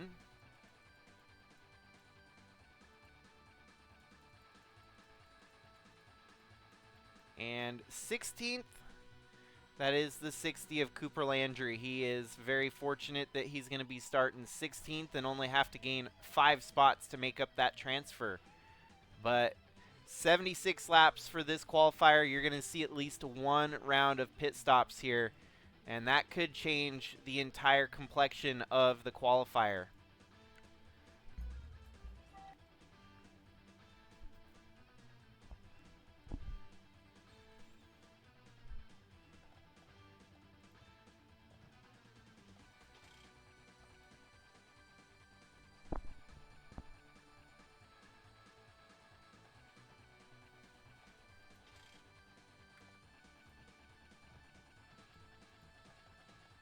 Favors, touch all your seatbelts, touch all your connections, touch your Honda.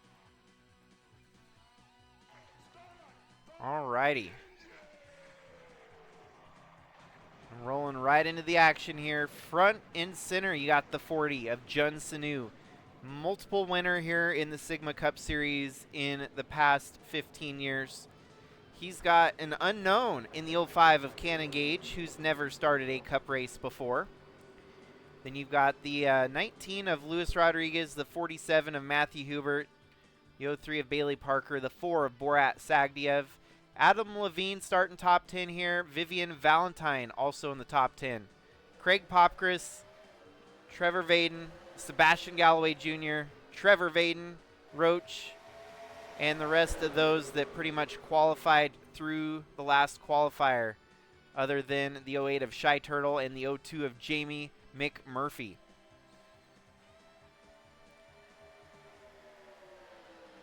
We'll keep our eyes on this mid-pack here for now as Jun Sanu rolls out to the lead in the Crush 40, number 40. And I feel like, James, this is probably going to be amped up even more. These cars are the faster of the fastest, of the not so fast cars, if that made any sense. Yeah, no, that makes complete sense. Yeah, I think I was kind of thinking the same thing. Like these are the cars that were some of the fastest on Tuesday, and they are also some of the fastest go or go homers we have in the series. So, I mean, it's hard to say what could happen at this point. Okay, rain delay yet again strikes. I don't think the game's used to running 5 consecutive races in one night, so we're testing. We're doing some science projects here tonight as well. And I'd rather it crash on lap 2 than crash on lap 20, you know, so. Hey, and if it crashes now, we should be good for the A, I hope. Cross my fingers, knock on wood.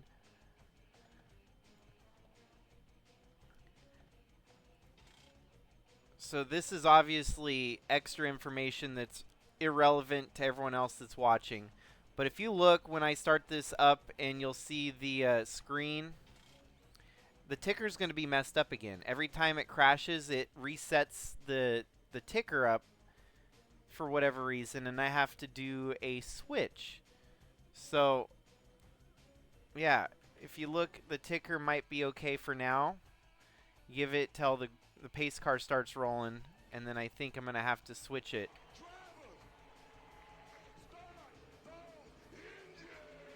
And then maybe it's going to make me look like a fool, too. I don't know. But I've actually got 2 setups of tickers so that when the one ticker glitches out, I just hit the other ticker and then it fixes it. It's very weird.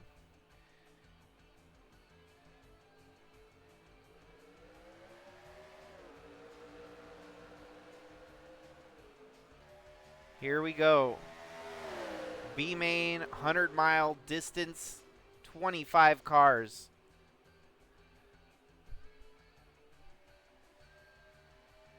Jun Sanu off to the early lead. There you go, right there. What was I saying? The ticker is all goofed up. So, easy fix. I turn off this ticker, and I turn on the other ticker. Don't know. It's a 23-year-old game at this point. We just kind of have to roll with the punches.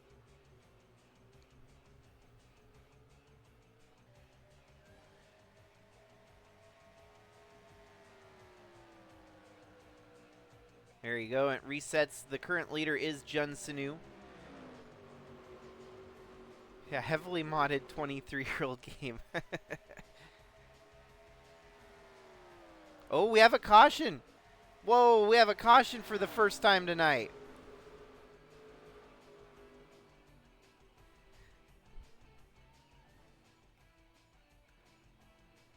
But what exactly caused the caution? Must have been a bad enough wreck to retire or drop off the face of the racetrack. The caution's already waving. There's no one in the back that spun out.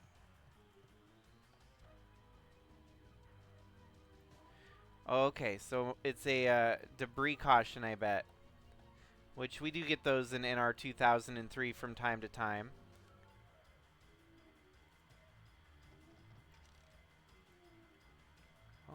Nope, we did have a wreck. But they somehow managed to not die completely.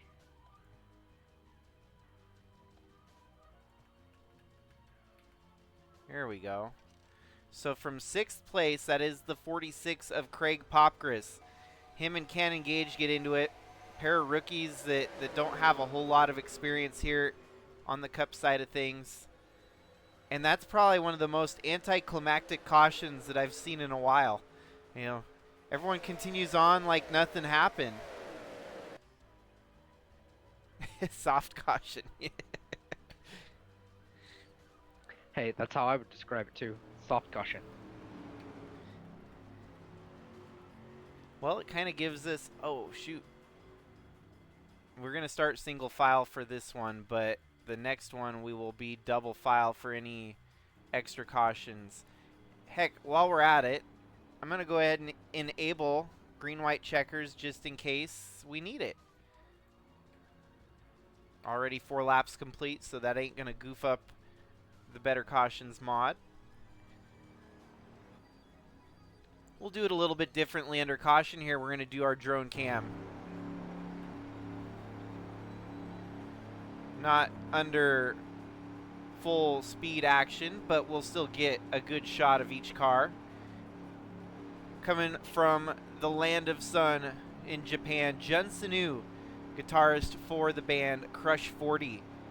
He's been in the series before, and this is one of your pioneer drivers back in the earlier years of the Sigma Cup series. You got Luis Rodriguez there in the number 19 Uncle Cracker Toyota. 50 Cent, the 03 there of Bailey Parker.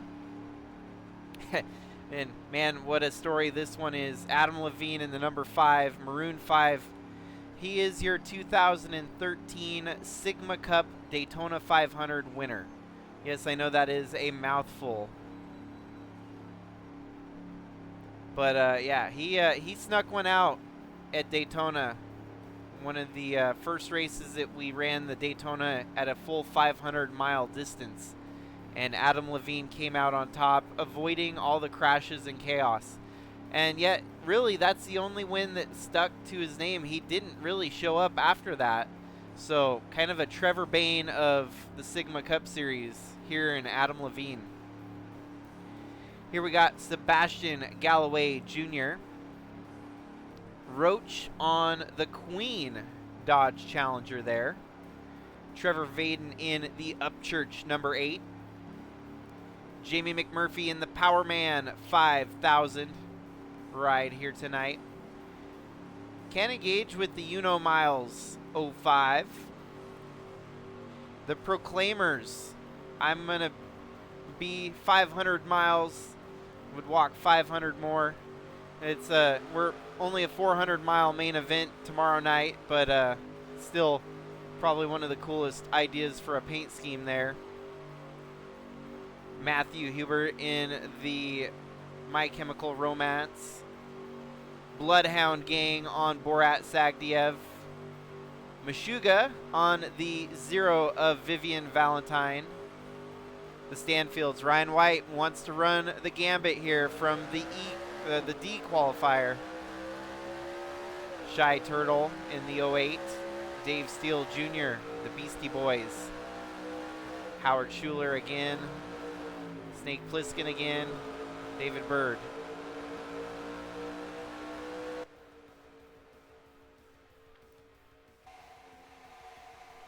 Well, I must say, James, I think the intensity has been racked up another notch here. Yeah, I'd say so as well. I mean, we got a caution finally. I mean,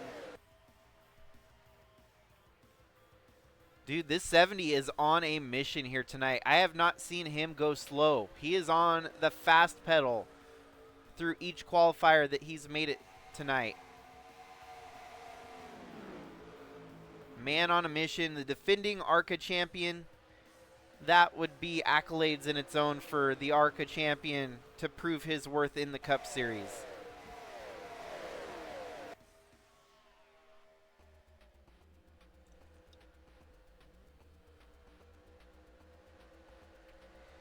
Here we have a log jam for the transfer spot as Vivian and Cannon Gage are side by side. Cannon Gage brought out that last caution 3 wide into the turn.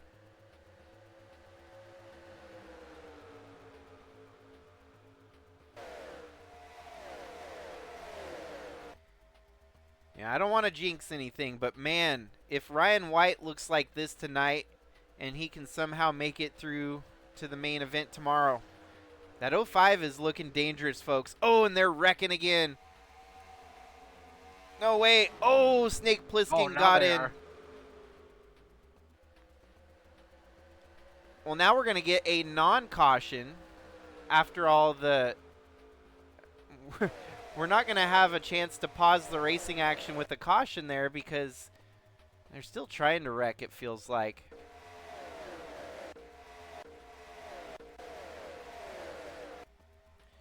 Yeah, so here's 3 wide action. The 05 of Cannon Gage, unfortunately, just kind of a rolling roadblock. I mean that respectfully, but yeah, the 60 gets in it, the 96. And then the hit that the 48 took there was pretty massive as well.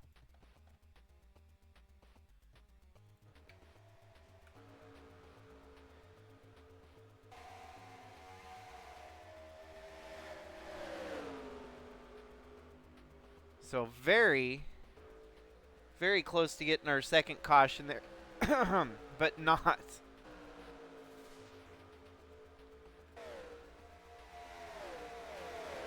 definitely one of those perplexing NR moments where it's like, I feel like you probably should have thrown a caution, but hey, you do you. Well, I mean, they do have the real NASCAR officials at the helm. Sometimes they're asleep on the flag too, so.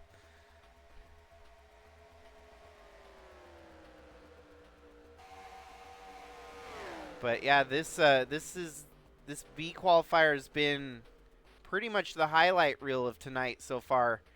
The E, the D, the C, they were all pretty calm. And I feel like a lot of those drivers at the back kind of knew that it was going to be a long night if they had to make it through. So some of them probably didn't approach with as much intensity here tonight. Wouldn't you agree to that, James? It's like, why would you put in, 400 miles tonight? Your bed was kind of made from qualifying on Tuesday at that point. Right. It's a little bit of like, what do you do? Do you risk your equipment, or do you just kind of see what happens, and if it doesn't work out, then at least you got a car? Well, and I feel like that's one of the things here, Ryan White's got something to prove here tonight.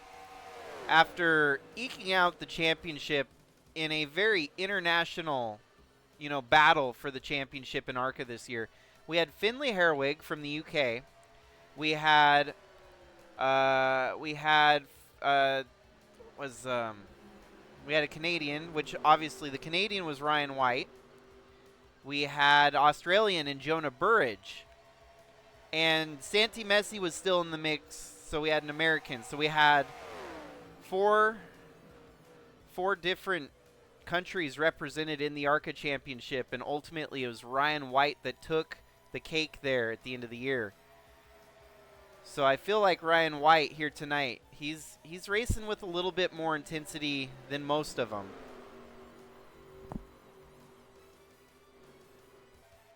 Yeah, I mean, Ryan White is definitely on something, on one tonight. I mean, coming all the way from the, what, E or D? The D. He won the D qualifier. So he's the only other one that, apart from the Cinderella story out of the E, this could be the long run for one of our qualifiers here tonight. And he's in a transfer spot again. He had to come from 21st on field to start this one to get up to 10th, and he's already in 9th.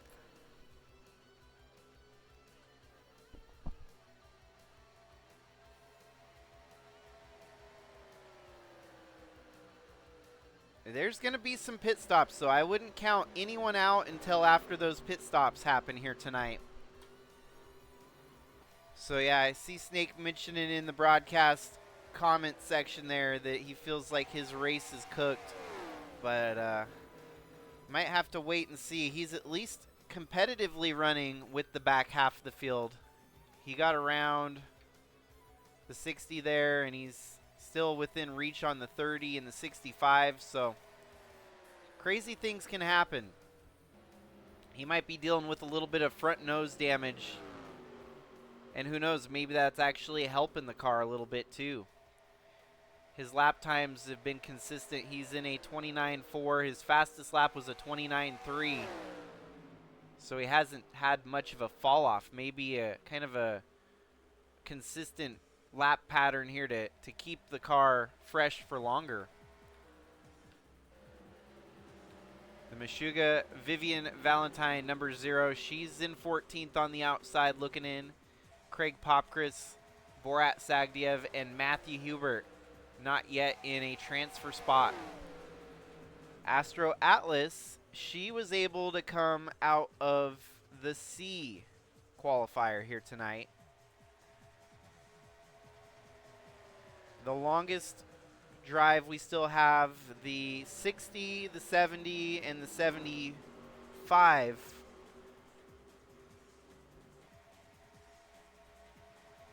Oh, actually, those... Okay, so from the C, we still have the 70 and the 60 from the D qualifier. And the 48, actually, because Pliskin came out of the D. So that's 3 drivers from the D. Pliskin's got a little bit of work to do.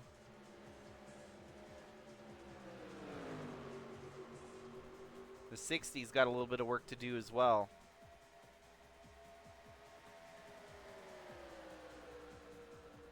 There we go, Matt. That's the 25 there of Sebastian Galloway Jr. duking it out with the transfer spots. What happened? Oh, he was up into a transfer spot there.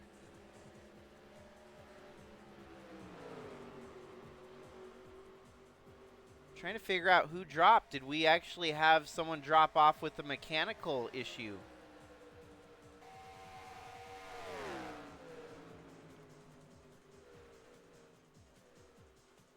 No, it doesn't look like it. David Bird's 2 laps down in 24th. And Cannon Gage 2 laps down as well in 25th.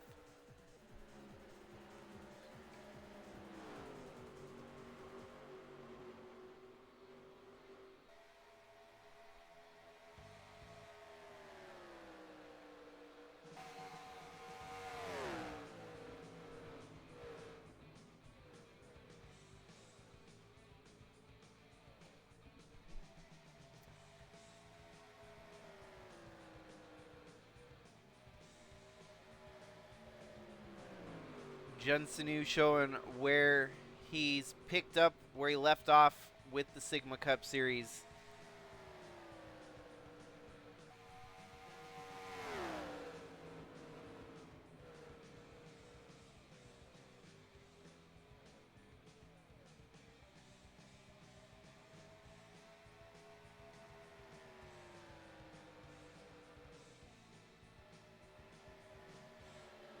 The last time Jun Sanu was in the field in one of these races was back in 2018. And that season he had run 52 races, only had 3 top 5s and 6 top 10s. So kind of the last year that he ran, kind of hung it up after that, not having a great showing. His best finish was second at Daytona, and that was really the highlight of that year in 2018. So it's been 7 years since he's last seen the racetrack, which the last time would have been on at Indianapolis November 18th of 2018. Maybe a little bit of unfinished business for the 40 team there, trying to show that he's still got a little bit left in the tank.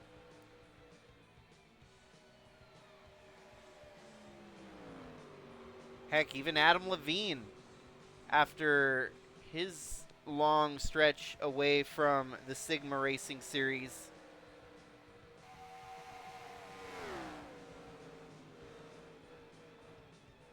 kind of a weird occurrence or a weird addition to the series way back in the years when I had a music-based team.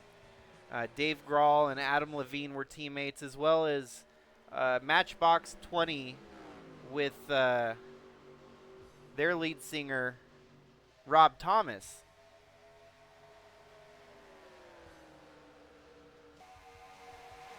And so they only existed as a team for, looks like, about 4 years. Yeah, I mean, probably about, I don't remember when I did it. When you and I think were starting to put together the doc, I was doing a little bit of research, and I found that really interesting, how many just band teams you had put together. Yeah, no, it's like, you know, when you can do that in a video game like this, you can just kind of screwball, and it's like, you know what if? Here's a big what if scenario. I mean, we saw in real life Marty Robbins hopped in a race car and did pretty well, so why can't we do that in a pretend situation with the likes of Adam Levine?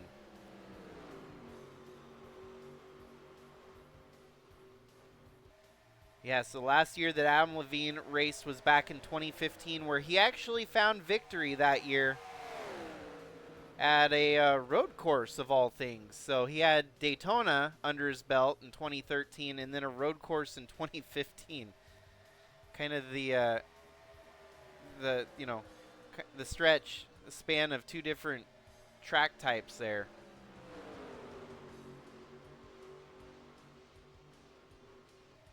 Yeah, his maiden voyage in 2013, though, was wild. Won his first ever race that he started, was 500, the Daytona 500, and then never showed up after that. Had a 3rd place, had a 4th place. Everything else was sub 20 for the most part. So one of the oddities of the Sigma Cup Series, for sure.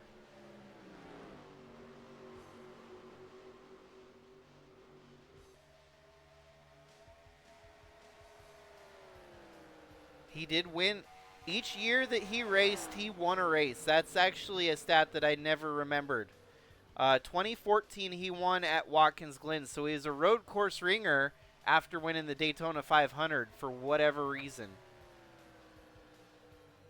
Is that a good omen for Mr. Levine here?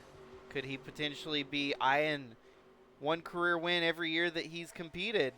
I mean, that's a lot on the line.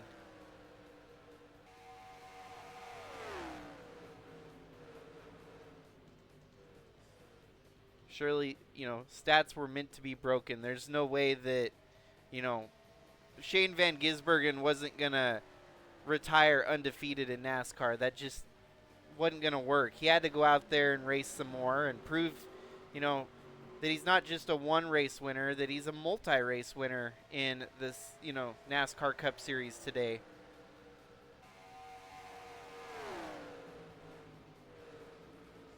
And I guess for Adam Levine, at least he is a multi-time winner here in the Sigma Cup Series.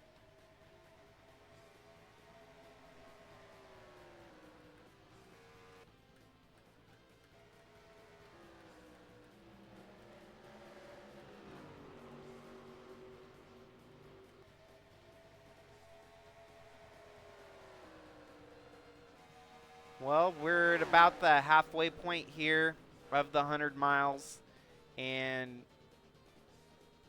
surely the pit strategies are going to start factoring in eventually.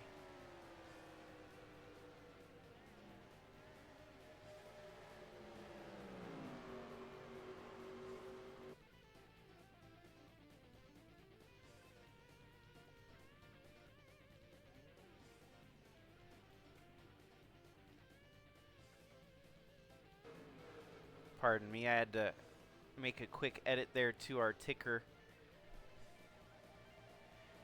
Didn't crash, we're still rolling.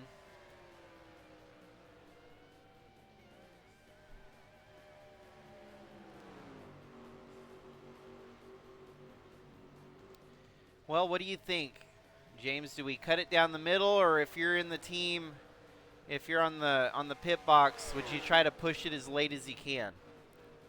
I think I'd push it as late as I can. I mean, you got really nothing to lose being that far back. You got a lot more to gain, really. Usually most of the time when you see people do the undercut, that puts you in the danger zone. So yeah, pushing as long as you can. Pardon me, I had to sneeze. Pushing as long as you can save you from falling into the clutches of the undercut that often puts people out of contention if caution were to fall.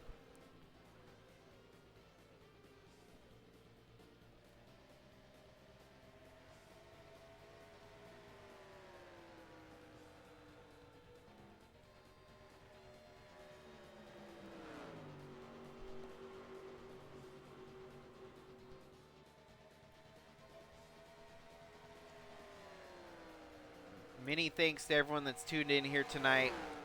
I know this is a lengthy night of racing. 5 races all jam-packed into one night, just so we can set the field for tomorrow's main event. Rolling into tomorrow's main event, your defending MusicFest Grand Prix winner is none other than our defending Cup champion, Al Bunch. And it's, you know, kind of get the feeling like he's our Jimmy Johnson, right, James? Yeah, honestly, yeah, I feel like that's the best way to describe David Bird. Or you mean Al Bunch? Or, yeah, Al Bunch, sorry. I'm looking at David Bird here. No, yeah, Al It's Bunch. absolutely the way I'd describe him. It's like you either love him or hate him. And, you know, if you're racing against him, more likely, you know, not as much love out there because you want to see yourself to victory lane. And he's taken so many victories.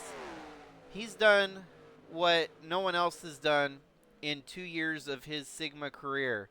And that is climb into the top 10 in the wins column of all time. And we've been celebrating the 15th anniversary this year. So that in its own is a wild climb to success here in the Sigma Cup Series. And with your team, the Courting Brothers, they have found success. They've kind of captured that lightning in the bottle. What do you think they kind of attribute that to? Honestly, just the Courting Brothers' ability to elevate a manufacturer that's behind. I mean, look what they did with Audi the first year they came in. Right. Like, just elevated that program and made it better. Like, it wasn't exactly ideal for the Courting Brothers, but they did elevate that program quite a bit before stepping away. Well, and wouldn't you say, too, that their ability to climb the ladder has kind of been, you know, the grit and determination that takes to do that? I mean, yeah, they've jumped from Ford to Audi to Chevrolet now, and they've kind of raced a little bit of everything in between. But I feel like the experience is the huge factor here, and that's one of the first few teams, the first few drivers to actually capitalize on that ladder system that the Sigma Cup Series has, well, the Sigma Series encompasses now.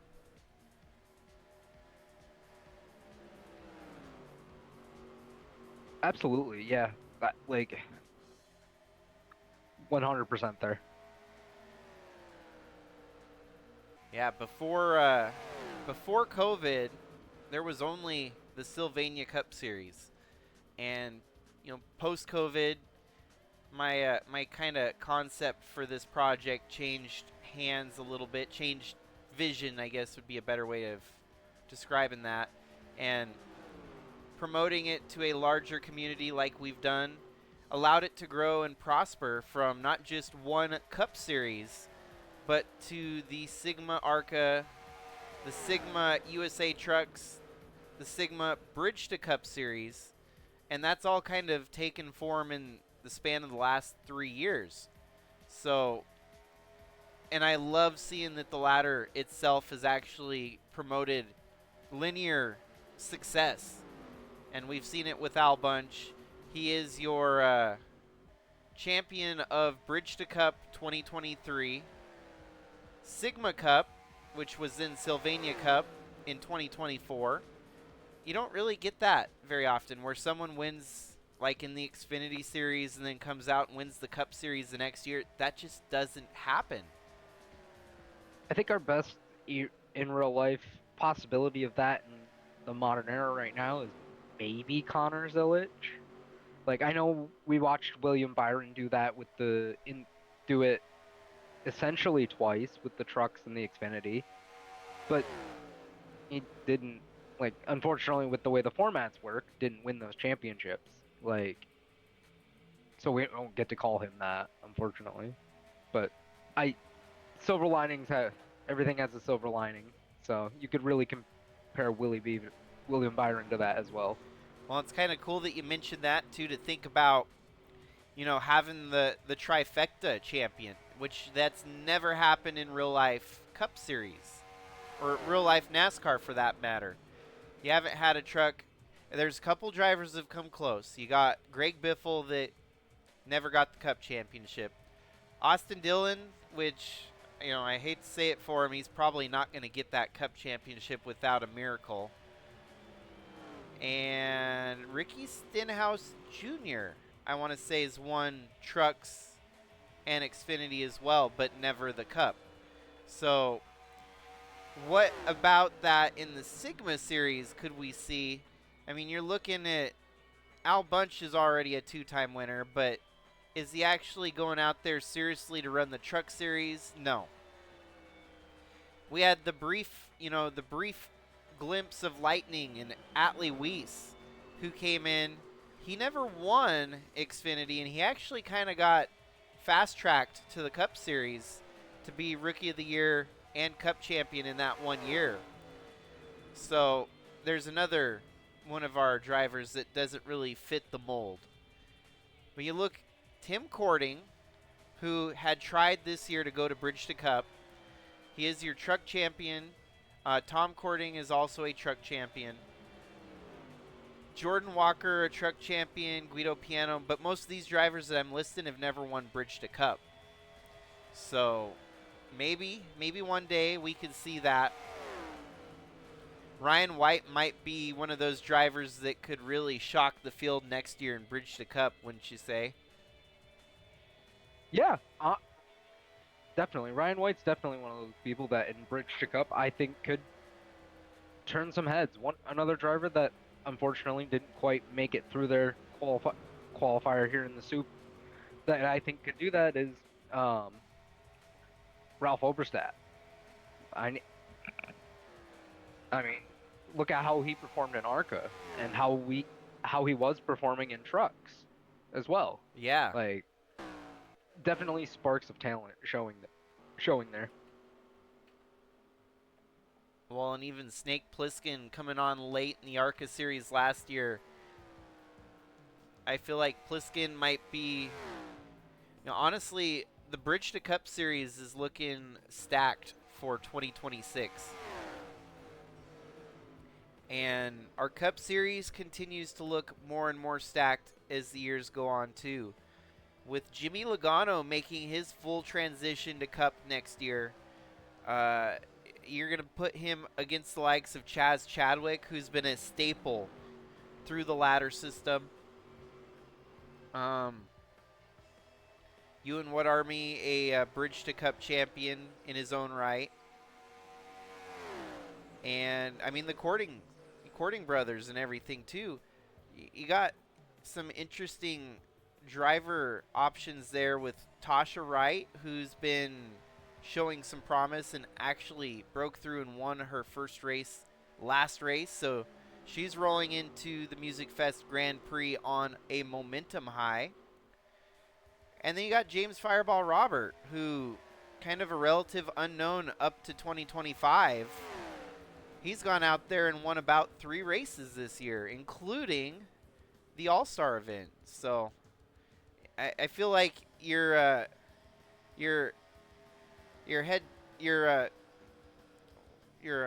what do you call it? CEO of KBM's probably got their work cut out for them, don't they? Yeah, I feel like the brothers got a lot of the team heads have their hands full with figuring out who to bring along here. We've got a lot of talent here in the Sigma series. Well, we're down to 16 laps to go here in the B. And we haven't seen any pit stops yet, so we'll see if the pit stops factor in. I can't imagine anyone's able to save a full 100 miles of fuel here.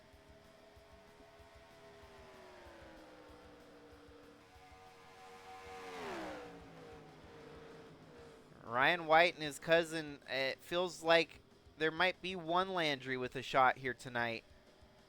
Unfortunately, the 60 of Cooper Landry, a lap down, struggling on that 60, I think, from the contact he had with the 48 of Pliskin. Pliskin has not been able to rebound. He's sitting in 20th. TG Castlenut running in 19th. The 05 was kind of the wrecking ball in this one. Cannon Gage caused the most heartache here tonight. And it took up till the B main for a little bit of drama to break out.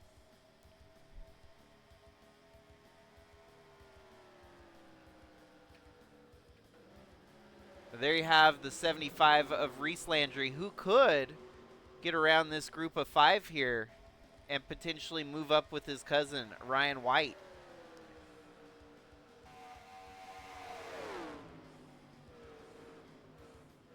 He's got an opening. Is he going to be able to take it?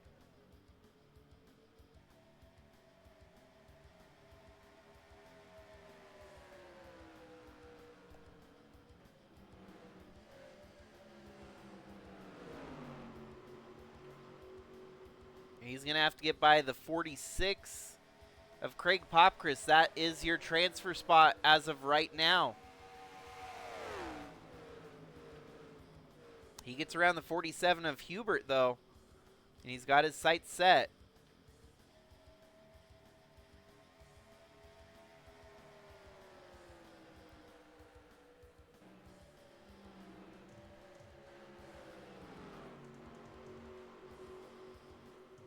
I would be frankly surprised if there's no pit stops here in 100 miles at Nashville.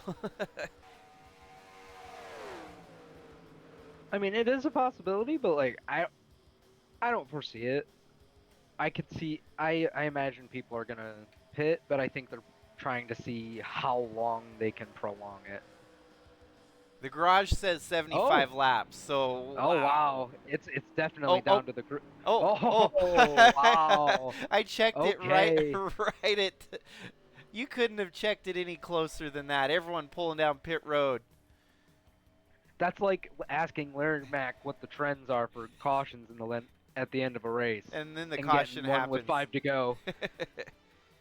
Well, now we're looking at the drivers that are 2 laps down here. The 60 is going to get his laps back. And where is Cooper Landry going to shake out here? Junsonu, I think, still out front leading. He's going to stay out and try to stretch it as long as humanly possible with the fumes in the tank. But the 60, he's pretty much home scotch-free. I think he's probably lost. You're probably only losing about a lap and a half under pit stops here. So the 2 laps he lost, still going to be a tall order to fulfill. But here he is rejoining the racetrack with the, he might basically come back out lead lap at the tail end of the field here. We could also get some shenanigans here where you wave him around and then he's like, you know, I could use a splash of fuel, and just goes down another lap again. Yeah, there he is, 21st, but the drivers in front of him have all pitted, so they're on fresher tires, full tank of gas, and they don't have to push near as hard.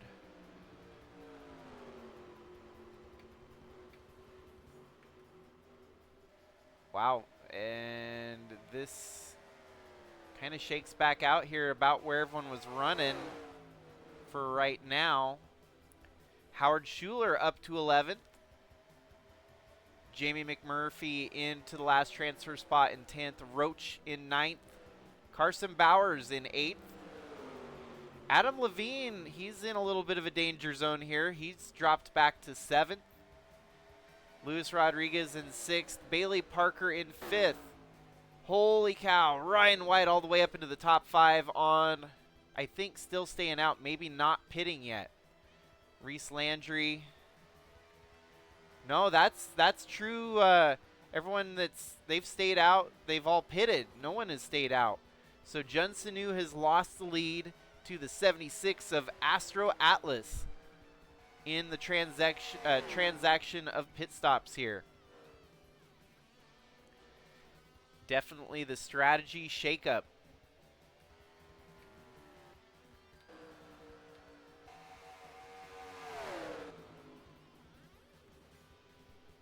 And so the 60 is out, unfortunately, but the 70 is making a bid from the D qualifier here tonight.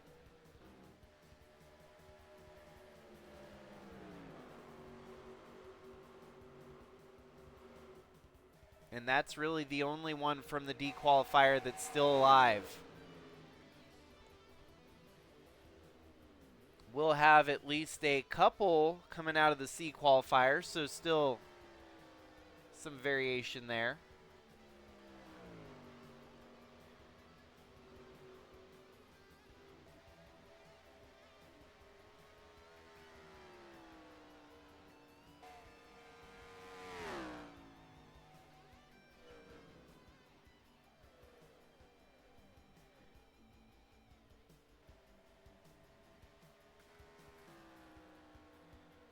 How about that? Astro Atlas.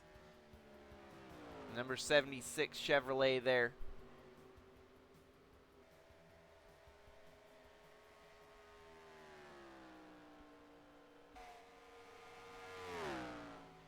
Well, we only saw one caution here to this point.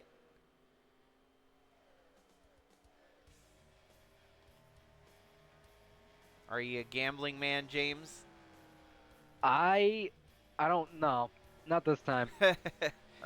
I think everybody's done did pitted, and I think we're gonna see this one through the end here, through to the end with these final few laps. Well, I'll offer you up a different bet here. What is the over/under you think that will have 2 cautions in the A main? You think we're gonna have over 2 or under 2? I'll take the over. I got a feeling between pit stops and pushing for those final spots, things might get a little spicy. I'll take the under on that one. I think tonight's been, we're seeing some of the best racing we've seen all year so far, and we'll see. It's going to be interesting. Hopefully there's some breaks in the action, because once it gets dragged out like this, there's not as much racing action as there would be with a couple cautions mixed in there with double file restarts and whatnot. Here we have a swap for the transfer spot. The last spot to transfer, 53, belongs to Howard Schuler there. He just got by Roach, and now the white flag waving. One more lap to go here in the B qualifier.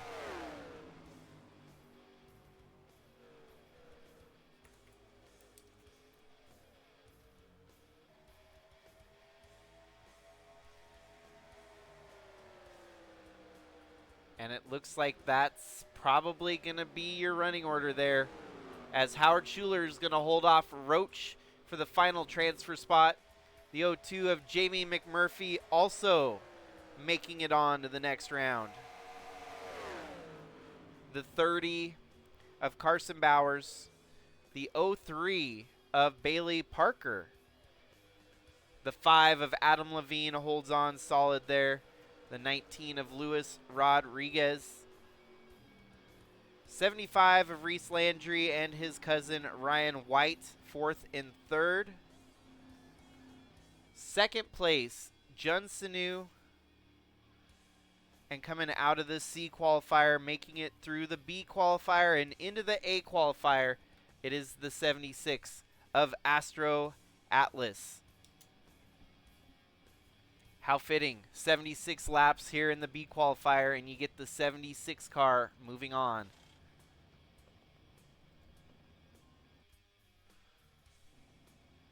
So Junsonu led most laps at 66. Astro Atlas led 10. And that was all your laps led here tonight, the top 2 drivers. It's crazy to look at some of the names that aren't going to move on here. I know. Like Trevor Vaden and Craig Pockris, David Bird. All the people that are a lap down, essentially. Well, like they had some contact in the back there, and unfortunately strategy didn't work in their favor either. I will point out one driver that's trying to prove something and be like, this is why I deserve to be here next year. That 19 of Luis Rodriguez, who finished 5th there. Yeah. And it's a very unique situation there. The 19 kind of had some driver fallout at the end of the year here. And so this race was actually slated to be Willow. And we, if you're in the Sigma server, you often probably remember what all transpired. Shit happens, I guess. And now the 19 had to have a driver to race the car, and Luis Rodriguez was fortunate kind of getting that Jamie McMurray opportunity back when McMurray hopped in the 42 car. Remember that? I do remember that. So kind of reminiscent to a McMurray-esque kind of graduation here.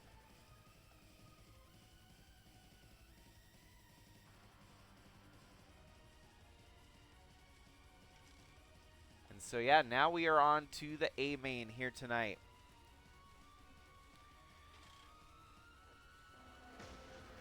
Congratulations to your top 10 transferring on to the A. I must respond to one of the comments there. I can see that. I think we could do an anime/cartoon paint scheme race in Sigma. The only thing I would have be my prerequisite is that I would not be required to do near as much of the painting. So I think it would be cool to do one where it's like whoever wants to, they can step up to the plate and paint their anime-based paint scheme. But yeah, that'd be kind of neat, kind of different, and not just directly anime. You could do cartoons like Johnny Bravo or Speed Racer and make a couple paint schemes with all kinds of cartoons in question. I know that Snake Plissken has put together a lot of paint schemes, and rest assured, I'll figure out a way to help kind of put more of your paint schemes out there on display in our series, because you put together some nice looking schemes over the years.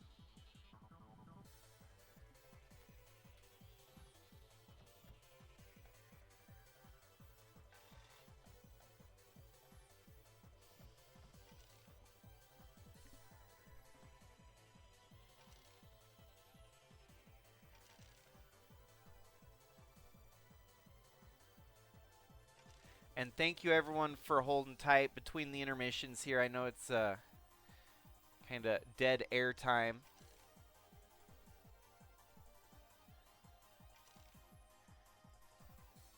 400 miles will be the distance tomorrow night. And so there won't be really any dead airtime. So just enjoy the music in the background, kind of to keep the race rolling in your mind.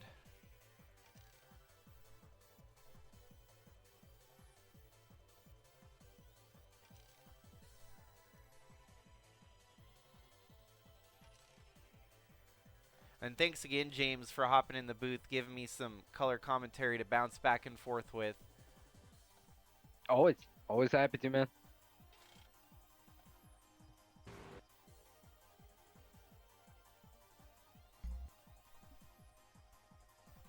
So the grand finale will be 121 laps, which, based on our pit stops falling at lap 65 in the B qualifier, this could be interesting. If we don't get a caution and they go to lap 65, that's like cutting it right down the middle.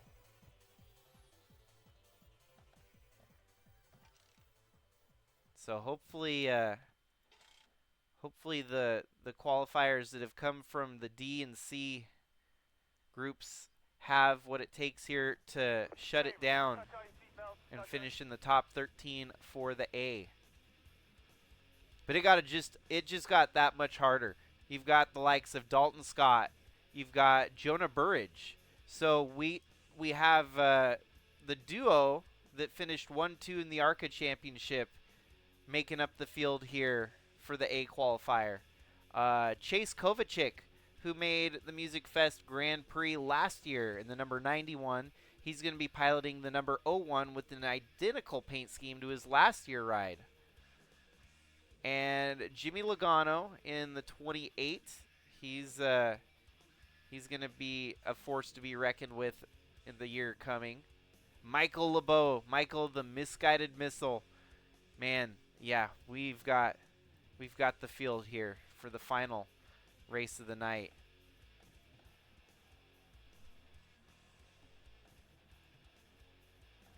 Favor, touch all your seatbelts, touch all your connections, touch your Hans.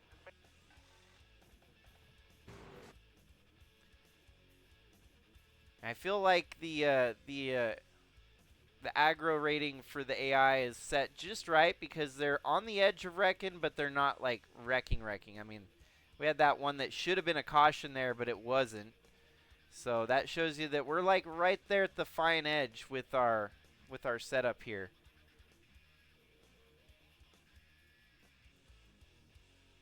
So Astro Atlas will start 25th here tonight.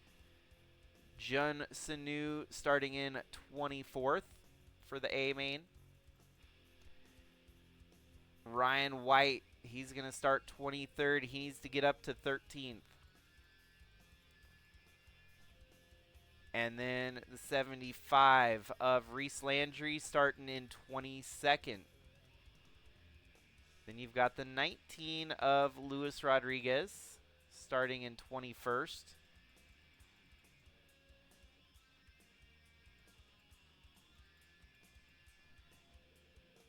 The 5 of Adam Levine starting in 20th. The 03 of Bailey Parker starting 19th.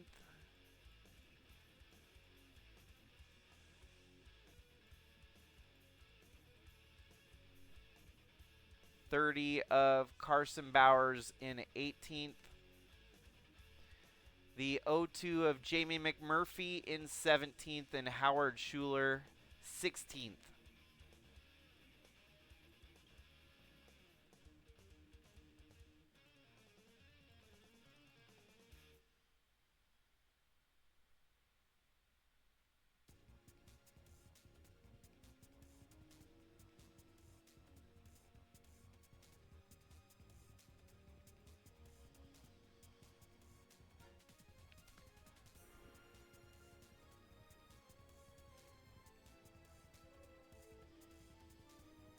So, fair warning, we may have the game crash on us again. We never know.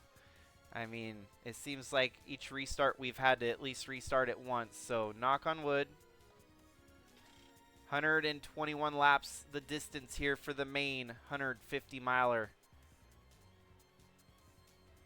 Final, what, 10 spots? 12? I forget. I know you said it was something different for this final one here. Yep, it'll be 13. Final 13 spots on the field here up for grabs. And I think we can both agree. There's been some heavy hitters in all of the Soup races here.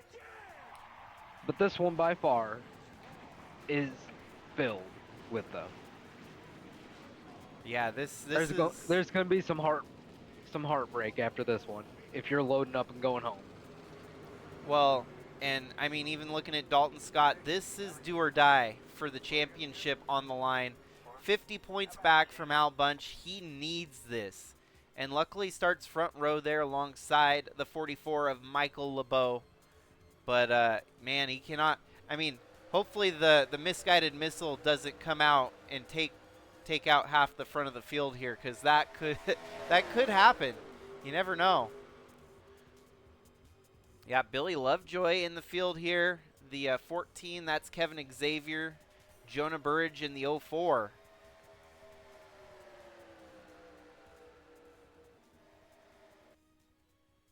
I fixed our ticker, so we're on to the race here now. And I think for these drivers, they kind of have to settle in and you know, play the long game. They don't, you know, you can't win the A qualifier here on lap 1.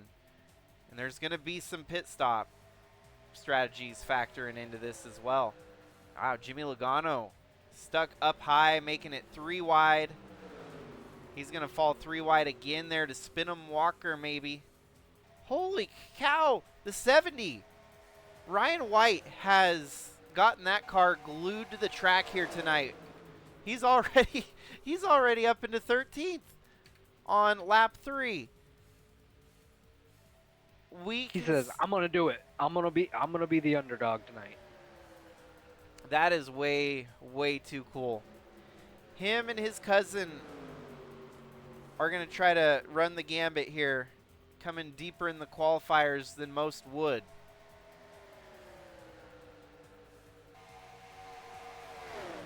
But yeah, just like that, he's in the spot that he needs to be, putting the likes of Cooper Dwight, a surprise candidate, out of the mix right now.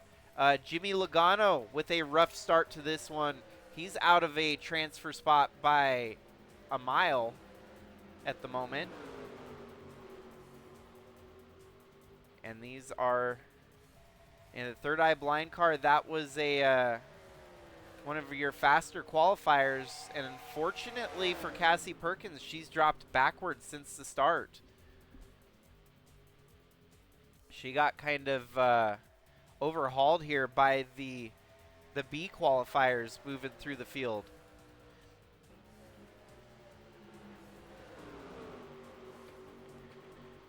There we have Astro Atlas now into the transfer spot. As it continues to swap hands here, Braden Hunt on the verge of losing it. Bailey Parker also in jeopardy as your B qualifiers are storming the front of the field here.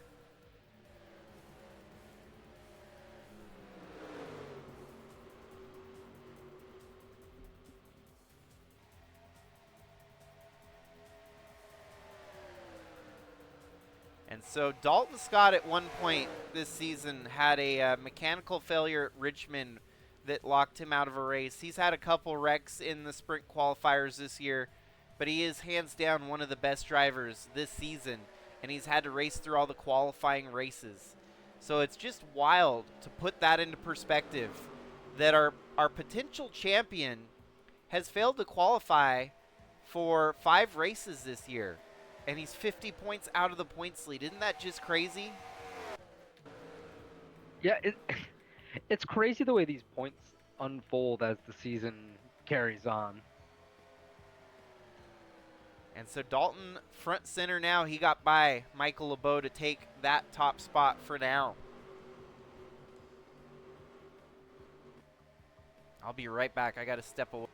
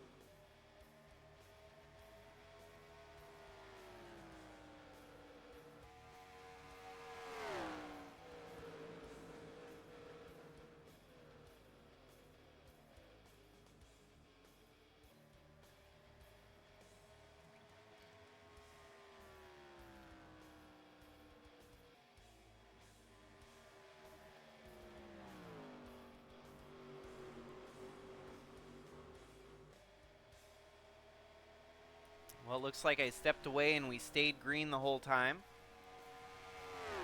Dalton Scott leads over Michael LeBeau, Jonah Burridge, Asiel Escobar, Billy Lovejoy, Chase Kovacic, Maggie Reams, Kevin Xavier, Jamie McMurphy, and Ryan White. And your last three transfers at the moment belong to Braden Hunt, Luis Rodriguez, and Reese Landry. Jun Sanu, who looked strong in the B qualifier, has got his work cut out for him here, running 14th.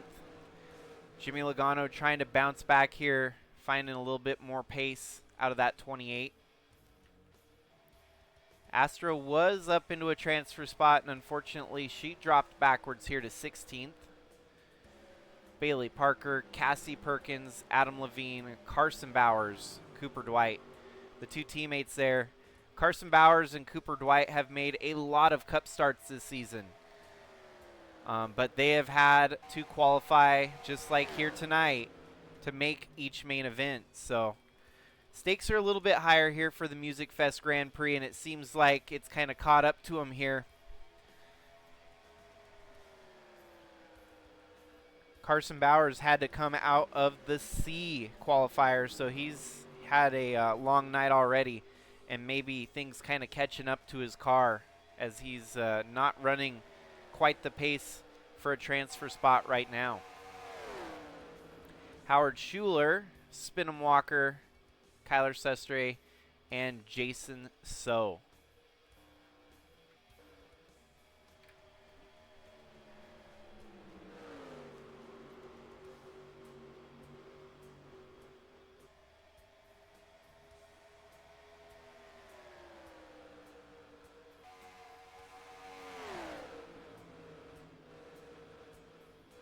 Whoa, that was a little bit close for comfort there. The 04 of Jonah Burridge and the 44 of Michael LeBeau.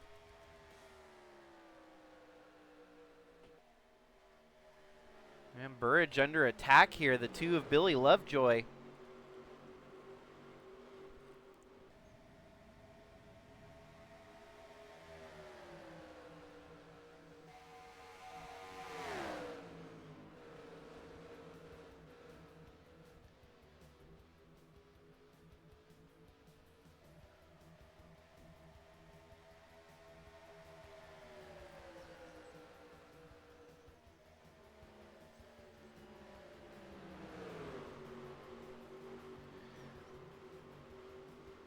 Well, things might be getting a little bit more interesting here for that transfer spot.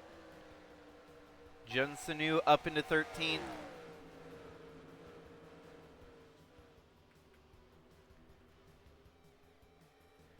Trying to figure out who dropped out here.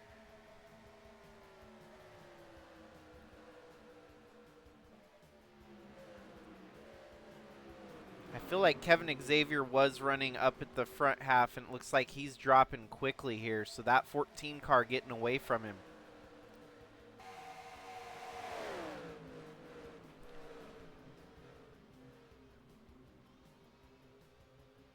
Luis Rodriguez got a little bit out of sorts there.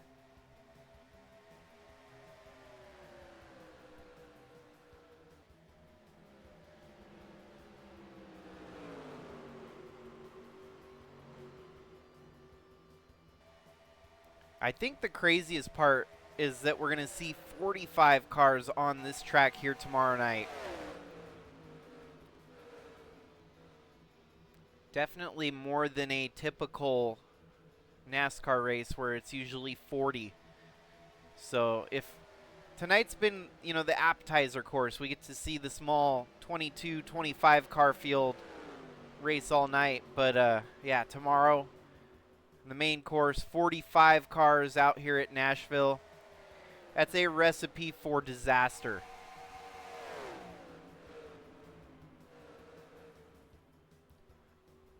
So we'll go ahead here early in this one, do the through the field, presenting the paint schemes on our A group of qualifiers here. Bringing out the drone cam for one last time here tonight. We hop on board with Dalton Scott, featuring the Katy Perry 15 Jaguar there.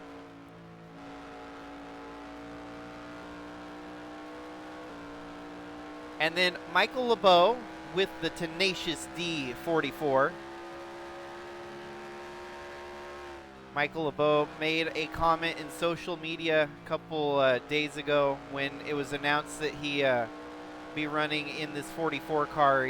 He said it was already in the bag.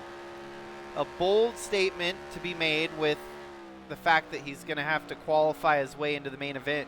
But then he went on, kind of like Babe Ruth calling his shot, and qualified fastest on Tuesday night in qualifying. So maybe not too bold of a prediction out of the man there in the number 44, Michael the Misguided Missile. Unfortunately, will not be able to add to his pole position count as being the driver with the most pole positions in Sigma Cup history, because he will be relegated to the back half of the field based on how he finishes here in the A qualifier. You got Blondie, the 07 of Osiel Escobar. Yeah, it is GM Goodwrench, but it is the Brooks and Dunn GM Goodwrench for Billy Lovejoy there. It is a MusicFest paint scheme through and through, and it's a tribute to a Dale Senior scheme that never saw the light of day. Few people had stated that it would have been nicer to see this in the number 3 with the number 3 on there, but still kind of sticking true to the Childress number font with the number 2 there. Can't go wrong with that.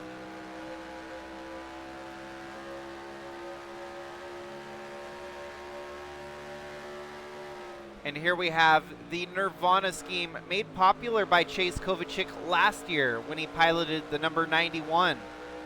Last year it was a Jaguar. This year he switches over to Toyota and brings the paint scheme along with him. That is a paint scheme crafted by ours truly, Chaz Chadwick.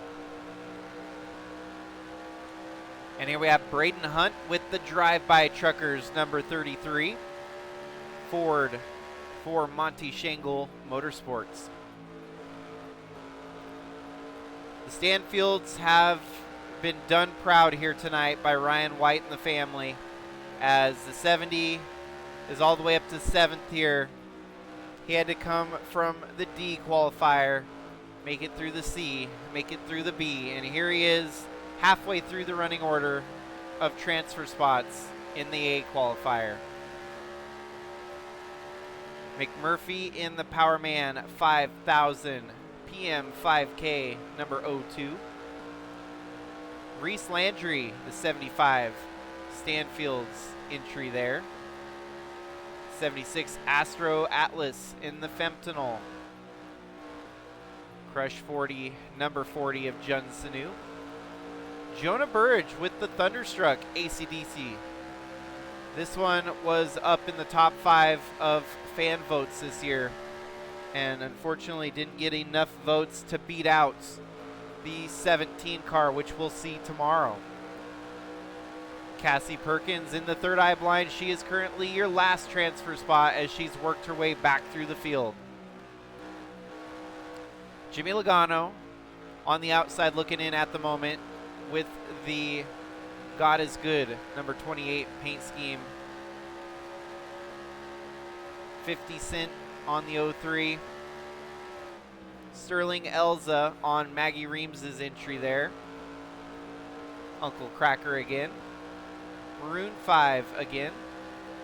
Cooper Dwight with the Hers band paint scheme. Kyler Sustre with Porter Robinson featured on his number 24. Howard Schuler with Hank Williams. Carson Bowers with the 1975. And Kevin Xavier in other alias of Driver X, driving the Radiohead number 14. Spin'em Walker with the Marty Robbins tribute. And Jason So with the HYBS number 11.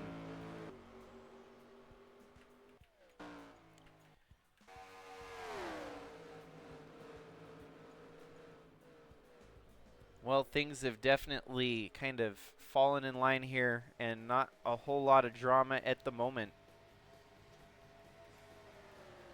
Wow, the 75 of Reese Landry is outperforming Ryan White. Ryan White dropping some spots here. We'll keep our eyes on the transfer spot for now.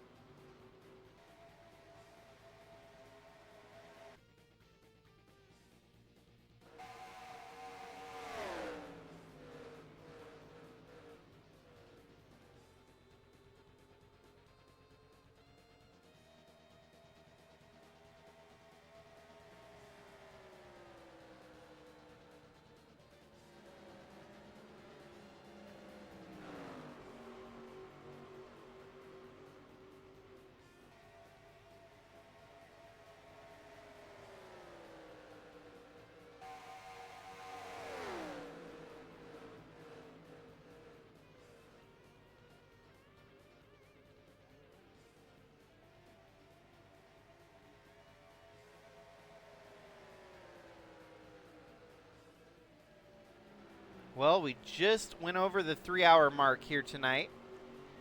And I feel like tomorrow with the none of the breaks in between, this is probably at about the point where the race will conclude tomorrow night. So a little bit of Sigma after hours overtime with the extra hour, well, extra probably 40 minutes left in this race.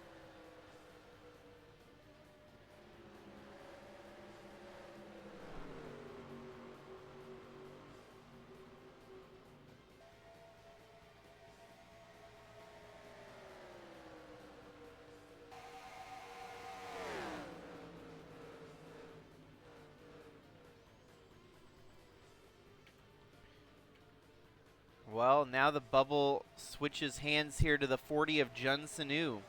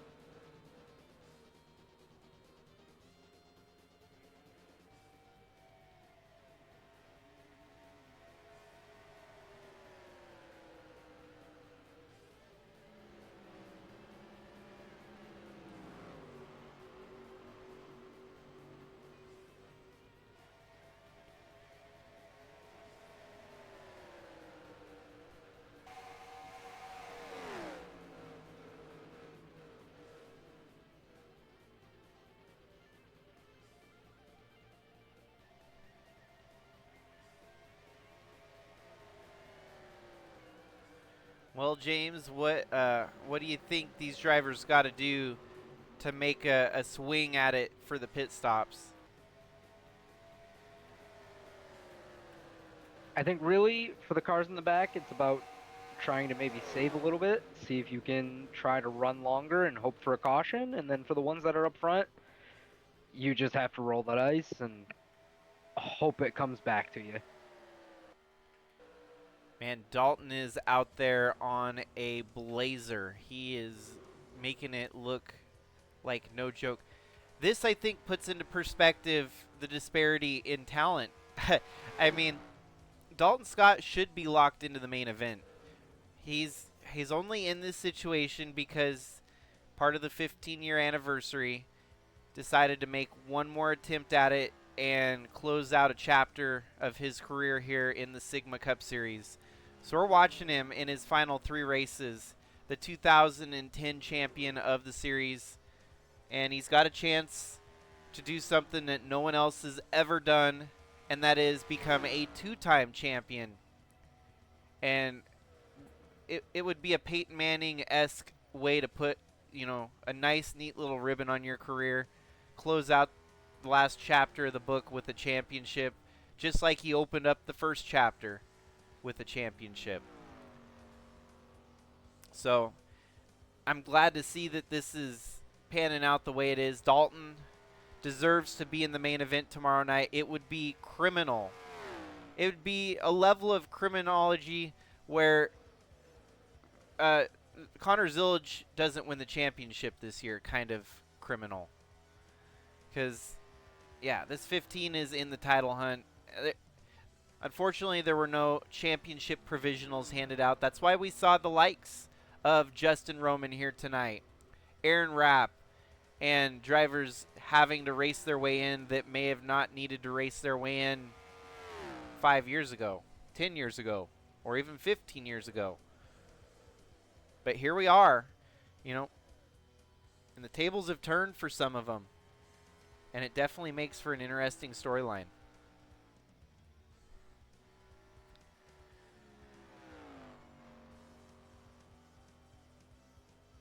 Well, as the snooze fest up front happens, let's bounce backwards a little bit. 75 showing some muscle, still gaining spots. He's up to 3rd. And just when you thought Ryan White was going to be the shocker here tonight, how about Reese Landry moving through the field, showing some speed? Michael LeBeau's kind of plateaued at the moment, maybe waiting for the pit stops to come to help repair the tire situation on the 44. Ryan White's bounced back up to 6th. Braden Hunt, 7th. Jonah Burge has fallen backwards, as is Billy Lovejoy. But here we have Astro Atlas making some moves to get up into a transfer spot. Jimmy Logano, Jamie McMurphy, and Jun Sanu still hanging on to that last transfer spot.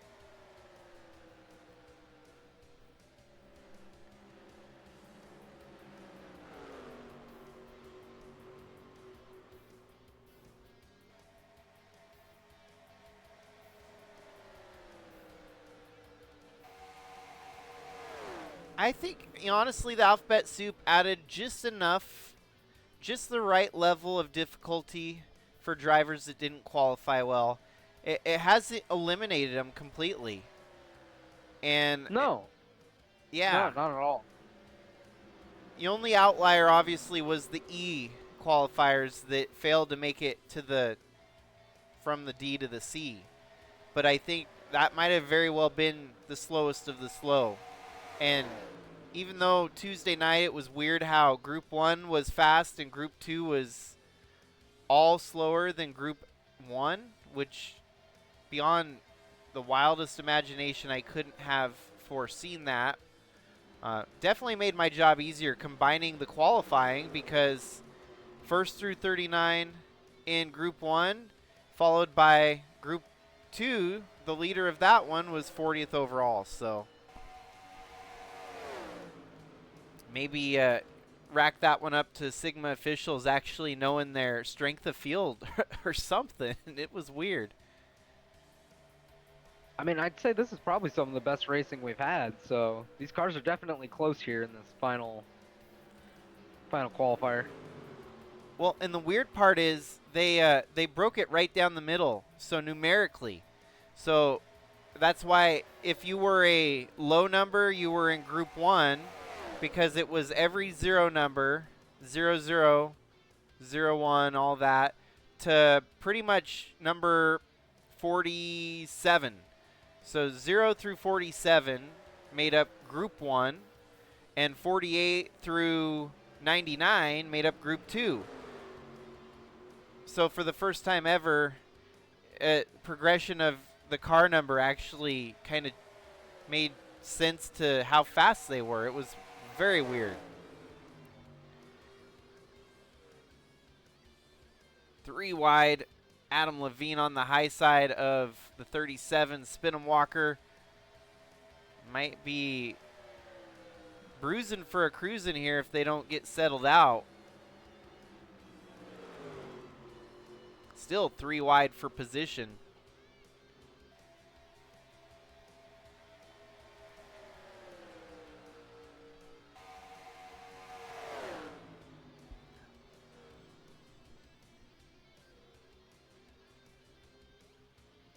So if we make it south of lap 61, it'll be truly halfway in the race. And whatever pit stops come, that will be the only pit stop they should need to make it to the finish here.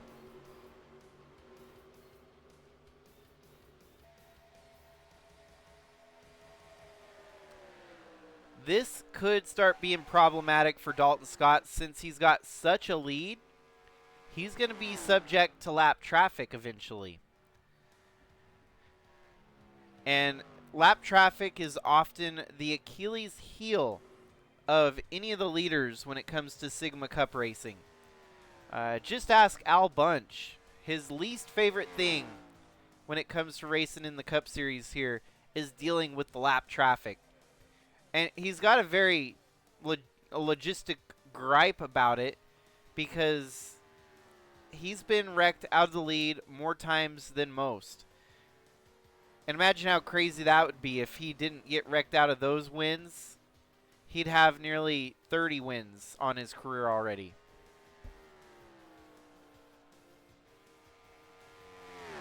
So kind of the great balance equalizer, you know, with great success comes great, you know, a great responsibility. And Al Bunch, yeah, you know, been out there tearing up the field week in, week out, but you still gotta maneuver through traffic just like everyone else. And it's, you know, it's those races where you can make or break a championship push usually.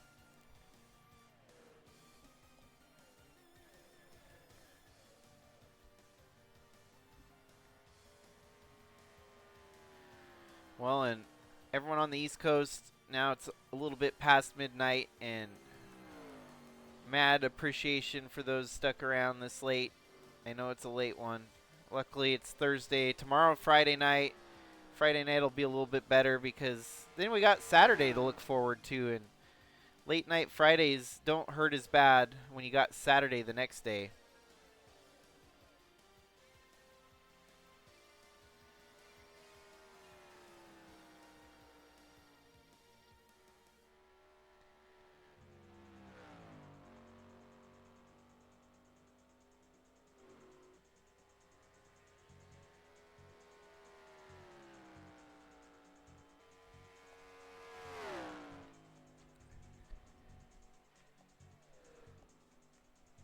And I feel like every step of the ladder tonight has been another piece to the puzzle. We're continuing to put together this big picture with each race that we've had here tonight. And, you know, the puzzle is still missing some very big pieces when you've got drivers like Al Bunch and Ewan Wood Army, Brian DeBlanc, Tim Cording, Tom Cording, Tasha Wright, Jacob Shangle, the Shangle household, with Tyler Shangle still seeking his first win of the season. Hey, he's got a win streak dating back to 2017 that's on the line here. So a lot of storylines all merging into one big race tomorrow night, and we've had all the nice and neat little appetizers throughout the evening here. Should be one for the ages. I'm hoping to break our YouTube view count on the Sigma Racing YouTube server. It wouldn't take a whole lot, you know. I just want to see maybe 100 views. That's me being ambitious, but you know, at the end of the day, it doesn't really matter either. I just want to put on a great show for everyone that's tuning in and catching the races. And so far, this A qualifier has been kind of a snooze fest. We have seen some big movers, though, haven't we, James? Yeah, especially like prime example, the 70 of I believe I want to say Ryan White, but that's not Yeah, it. no, it is. It's Ryan White. Is it? Yeah. Okay. Yeah, you're picking up the pieces. I'm picking it up. You just gotta give me some time. Well, now we've got another. Man, I shouldn't be watching Dalton at the lead. We've got Jimmy Logano up into a transfer spot now, too.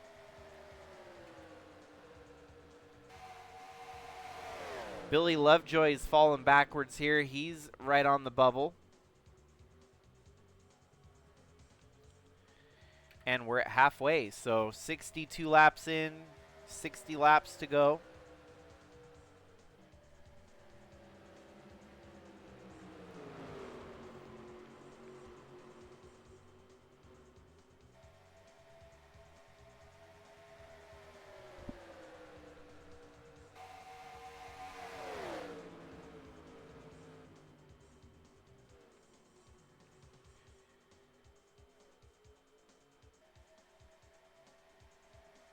Yeah, this is definitely given a lot more airtime to the paint schemes that everyone has worked so hard on this year. It's about 8 months worth of work putting all these paint schemes together, and most people on the other side of the screen might not realize that, but 8 months, hard work, dedication, and just a community backing such a project here, keeping it relevant, keeping it interesting, keeping it fun, light, and exciting. And I still see that the server continues to grow pretty much. So someday maybe I can be in the same boat as AG with their their NASCAR Racing 2003 content. I've watched a lot of my favorite NR 2003 YouTubers come and go. And I joined in on a couple of those to try and, you know, leave my little mark on their community. But it's always a shame when they have, you know, a vision and that vision fizzles out. I'm going to keep doing it as long as it's fun. And for me, this is kind of my hobby. It's like playing a video game rather than sitting in front of a, you know, computer screen or TV screen playing a game for 3 hours a night. I can sit here and we can make community happen. So that's actually more fun, I think, than sitting down playing Call of Duty and getting mad at it. Honestly, yeah. Like it's one of the big things that keeps me in the NR community is it's just a very nice, fun community to be around. There's been some times where it's like people are a little bit overzealous, but in the end, everyone's pretty cool and pretty chill. And I got to give credit to a lot of the community for helping me with like track editing and stuff. So Sign On is a huge, huge kudos to them for being such a great person to lobby ideas and questions off of. And Mystic, they too put together some great documents on, overall NR-based modding and generic stuff. That's why I kind of picked the ICR mod, because Mystic is based out of Washington just like me, so kind of keeping it in the home state there. Kind of cool having more folks from the Washington area be a part of the NR community. it might be a pretty linear progression because we don't have as much real race car, not as much real race car stuff to enjoy over here. So we kind of have to fill that empty void with a 23-year-old game.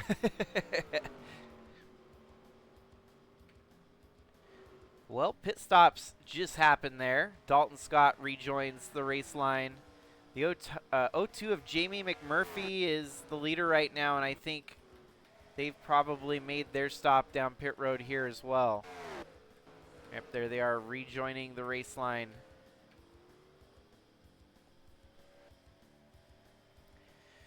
So everyone's going to be good to go to the finish. No more pit stops necessary in this one, as they got south of halfway to make their pit stop happen. Whoa, Ryan White might be your new leader? Am I looking at this right? Not quite. He's third. Dalton Scott second, and Reese Landry currently leading the field. So Reese Landry and Ryan White might pull the switcheroo here on Dalton Scott and try to beat him to the A qualifier win. Ryan White looking stout. Osiel Escobar running in fourth. Jamie McMurphy used the long strategy, waited as long as he could to come down pit road, and managed to transfer it into a top 5 run at the moment. Luis Rodriguez blows by. Astro Atlas looking on the inside there. Bailey Parker, Michael LeBeau, Jimmy Logano, Braden Hunt, and Chase Kovacic. And here for the bubble spot, we got a pair of Sigma Cup veterans. Adam Levine holds it. Jun Sinu wants it.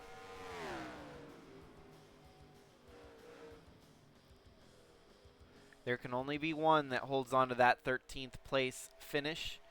And with about 50 laps to go, there's still a lot that can unfold here. Looks like Michael LeBeau, the car getting away from him.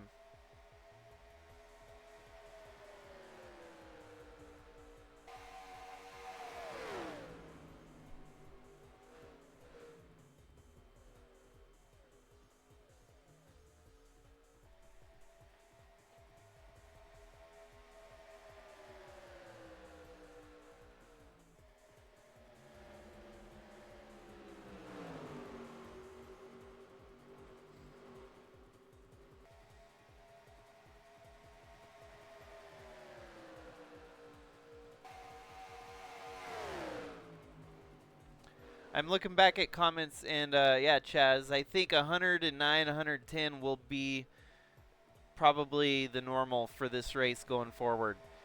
We probably won't repaint a lot of the paint schemes, so we'll kind of stick with the paint schemes that are here, and obviously maybe repaint 10 of them, maybe 20 of them, but not a full 110 car field again. There's enough of these drivers that'll probably be happy and content sticking with the band that they chose from this year into next year. And I think that that's probably the best case scenario, since we put so much work into these paint schemes. We might as well keep them in circulation.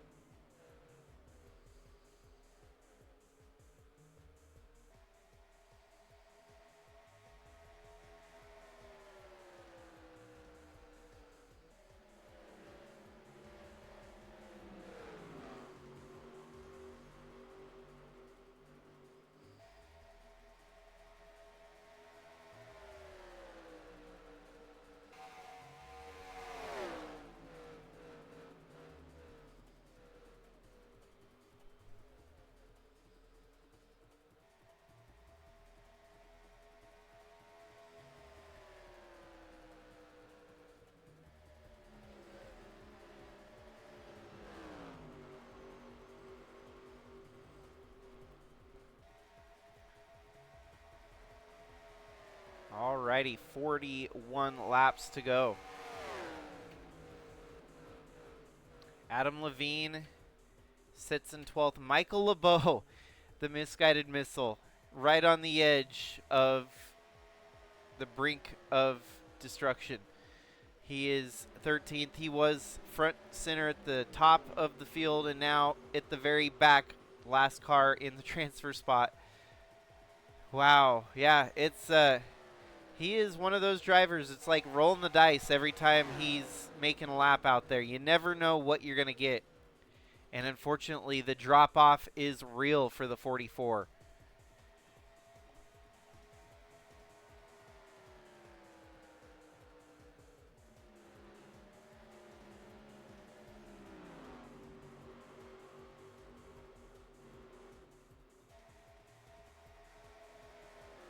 In the meanwhile, Dalton Scott starting to close the gap up there to Reese Landry. Reese Landry has the lead. Dalton Scott wants it back. Ryan White in third. Osiel Escobar in fourth. So let's start looking at some of those details here.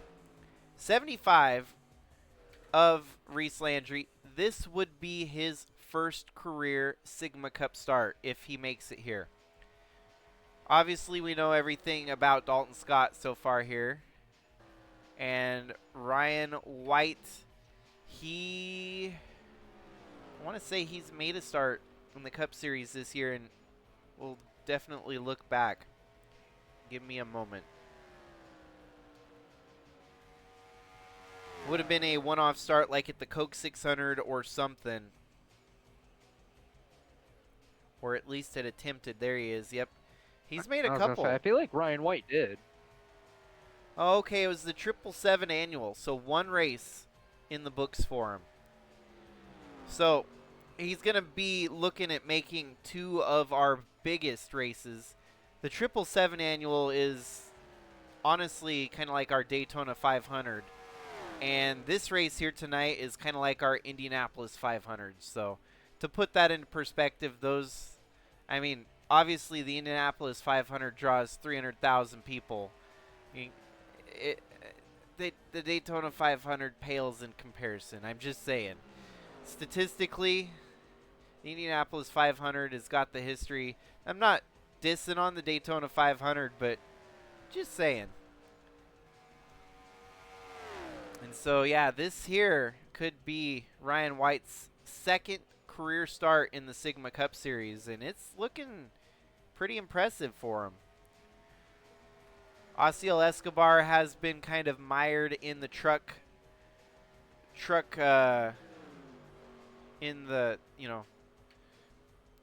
bridge to cup, and never really has had a chance to get into a cup car until this year. The 07 looking stout, that would be a first time starter, just like Reese Landry at the front. Astro Atlas, she joined the ARCA series halfway through the year, and this would be a big step for her. First ever career start. Luis Rodriguez would be one of his first starts, if not the first ever career start. Bailey Parker, another first start candidate. Jimmy Logano's made many starts this year. Braden Hunt, he's attempted to qualify for a few races. I think he's made one start in his Sigma Cup career. Chase Kovacic made his Cup debut last year in the MusicFest Grand Prix. Jun Sanu, veteran. Adam Levine, veteran. And Michael LeBeau, veteran. So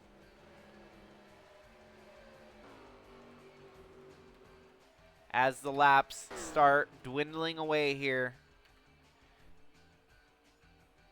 we'll definitely have some new blood in the Cup field for tomorrow's main event.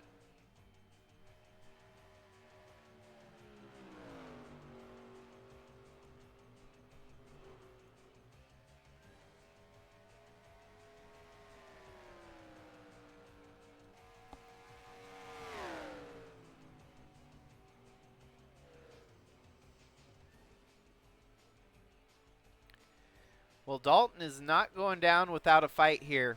as he's keeping it close with Reese Landry.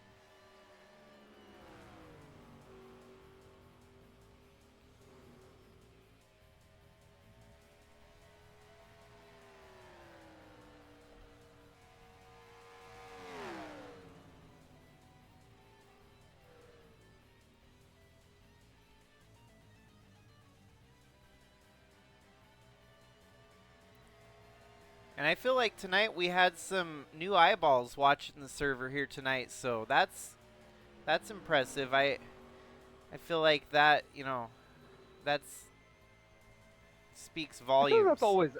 I feel like that's always exciting when you get new people coming in to at least check things out and see what's going on.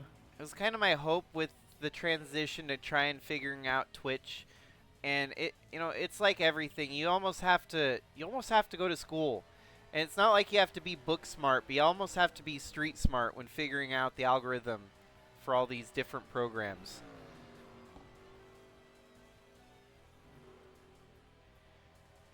And you almost have to be unapologetically, like, you just got to keep pushing. You got to push and try to put your name out there to get recognized. Yeah, honestly, I feel like that's the big thing with like posting videos and stuff like that. Is you really got to be on top of it all the time. And then, like juggling chainsaws for myself, having all the different, different hats that I wear. I'm impressed with what little I've had, amount of time to dedicate to some of the stuff that it's flourished. So,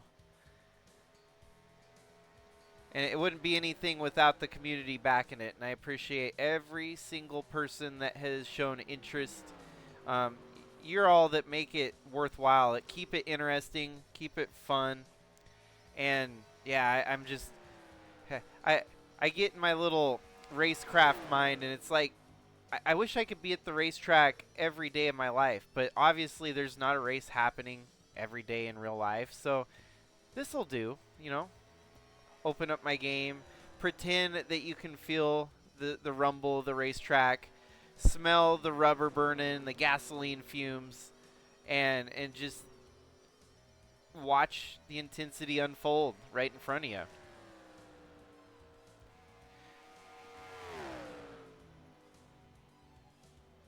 So, out of the Nashville race, product here tonight, what would you give it on a scale of 1 to 10? I mean, obviously not every race, like we've been saying, is not going to be a knockout, drag out barn brawler. But what would you give it? Honest opinion. I honestly, I'd give this racing tonight a solid 7. We've had some really good fighting, and with the pit stops, it's made it pretty interesting. It'd be nice if we could get some cautions going, get some real chaos and excitement going. But I mean, for the most part, it's been solid all night. Yeah, 7's right about where I was sitting too, honestly, because it's like we do get some good strategy calls. The pit stops do shake things up, which Dalton Scott looked like he was going to walk away with this one. Well, then all of a sudden, Reese Landry played the strategy card and bounced to the leads. So, that little wrinkle kind of makes it worthwhile to see something like that unfold. Even then, the transfer spot has switched hands between numerous drivers, even without pit strategy. So, some of the drivers at the slow end of the spectrum have just kind of kept it interesting. Oh, the misguided missile drops off the map. Drops out of the race. The 44. Oh no. A blown header. Dude, it started with with a mechanical failure, and it's going to end with a mechanical failure for the misguided missile, Michael LeBeau. He had, in qualifying, he had a blown header, I think, or something like that. Got it fixed and then came out and turned the fastest lap in the race. Well, the problem is when you're under competitive laps like this, you can't just go back and fix it. Your day's done. So heartbreak for the 44 who had fastest qualifying session. Started front row here today and unfortunately out for the count.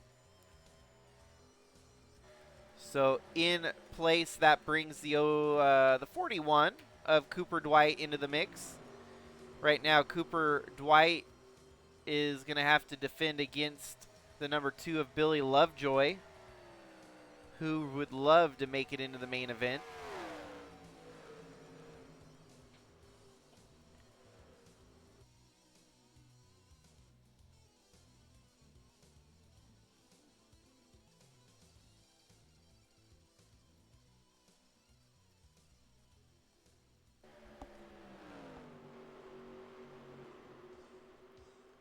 Lap 102 of 121.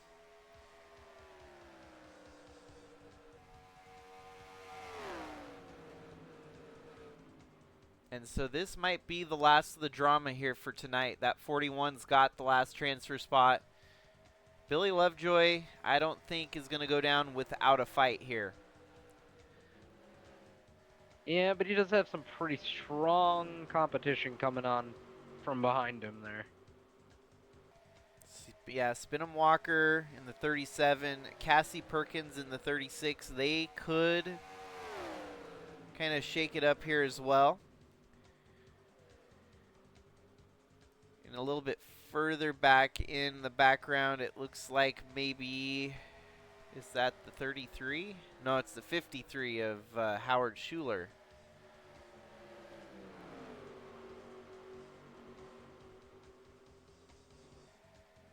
Billy Lovejoy was able to make a start this year as well, so this would be potentially start number 2 of his career. Billy Lovejoy made the start at the Coke 600 earlier in the season and actually qualified in the 777 annual. Came home with a second place finish to Braden Varga that night. He was driving the number 37, so the number switched up a little bit here to the number 2. But Billy Lovejoy, I mean, he's right now on the outside looking in, but he could be a solid contender for tomorrow night. And wow, the 37 jumps to the position and almost takes the transfer spot away from Cooper Dwight. And how funny is that? The other number that Billy Lovejoy was running this year, the number 37, is the one in front of him.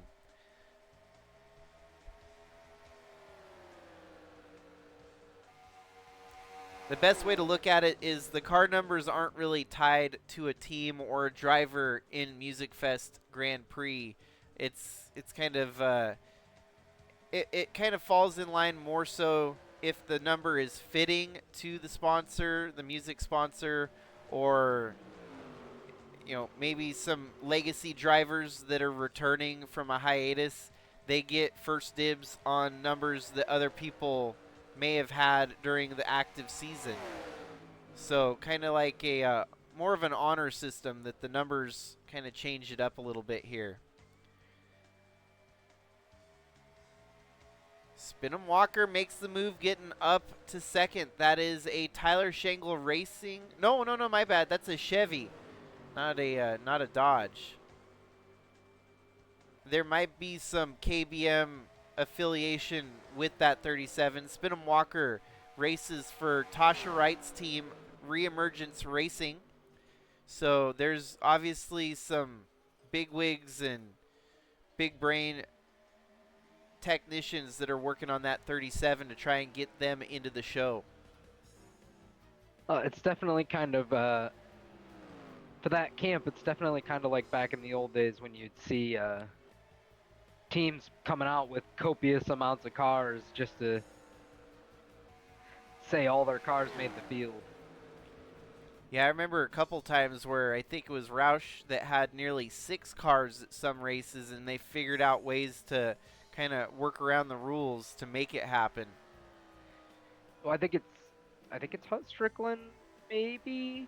I can't think of the guy now, but there was a guy back in the 70s or something that sponsored like 6 or 7 of them, just to make sure that he got in the race.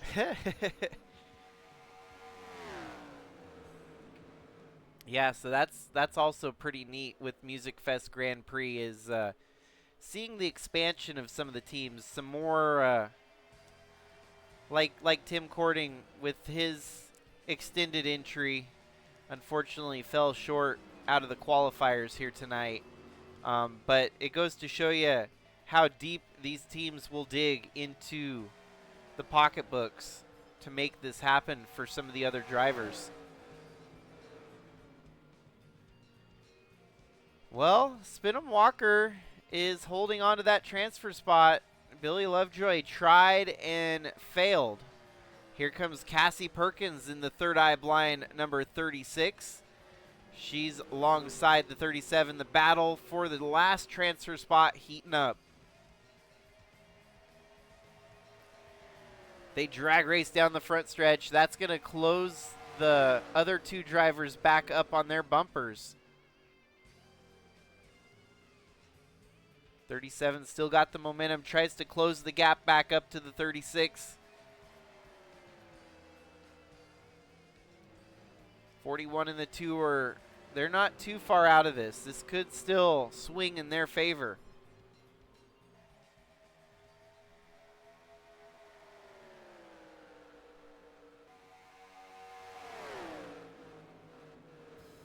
And then again, you never know if we might have another mechanical failure before the end of this one.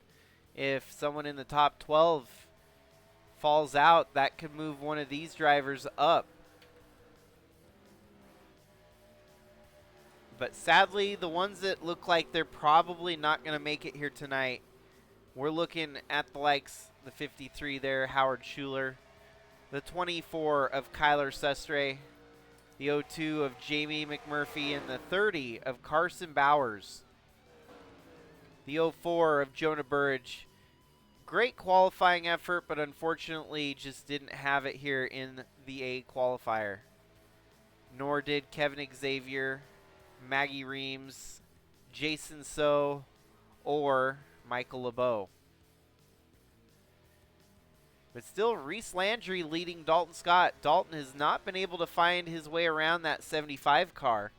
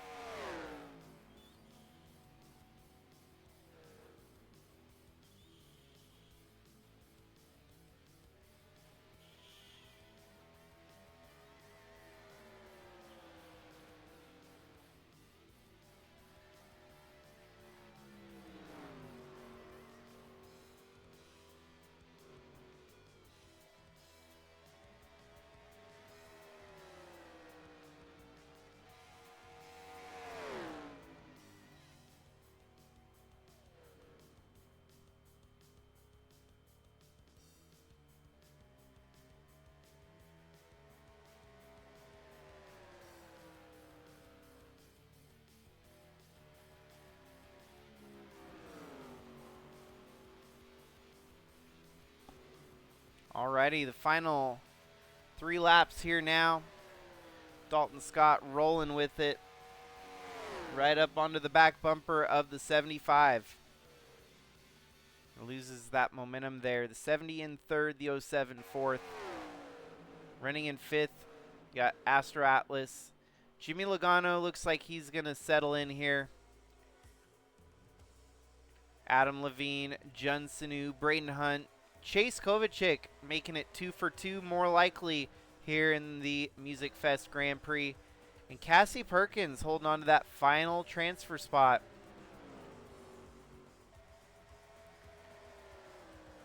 White flag waves, one more lap to go. And the stunner here tonight, it's going to be none other than Reese Landry, using pit strategy to his advantage to take the top spot in the A qualifier. And he's going to be racing for his first ever Sigma Cup race tomorrow night. Dalton Scott's going to keep the championship battle alive against Al Bunch, making it to the main event.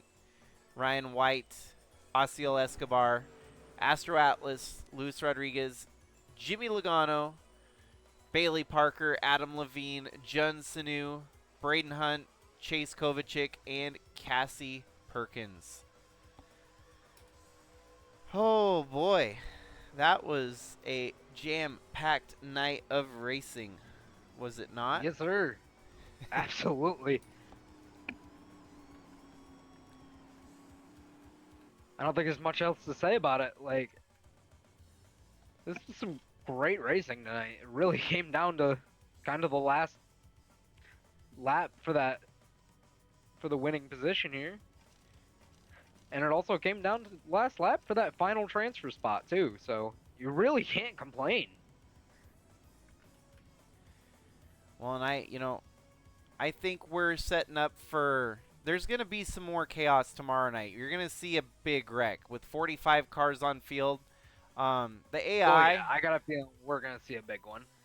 The AI definitely act differently when you're in a smaller field. So this was very very chill, very great side by side action here tonight. And tomorrow I think is going to be more of the same, but with the dial cranked up to 11. I couldn't agree more. So let's take one more quick look. Leading the most laps here in the A qualifier, you had Dalton Scott at 60, Reese Landry at 53. Everyone made one pit stop. The drivers that are knocked out of the main event tomorrow, Spin'em Walker has got to pack it up and head home. Cooper Dwight, Billy Lovejoy, Howard Schuler, Kyler Sestre, Carson Bowers, Jamie McMurphy, Kevin Xavier, Jonah Burridge, Maggie Reams, Jason So, and sadly, Michael LeBeau.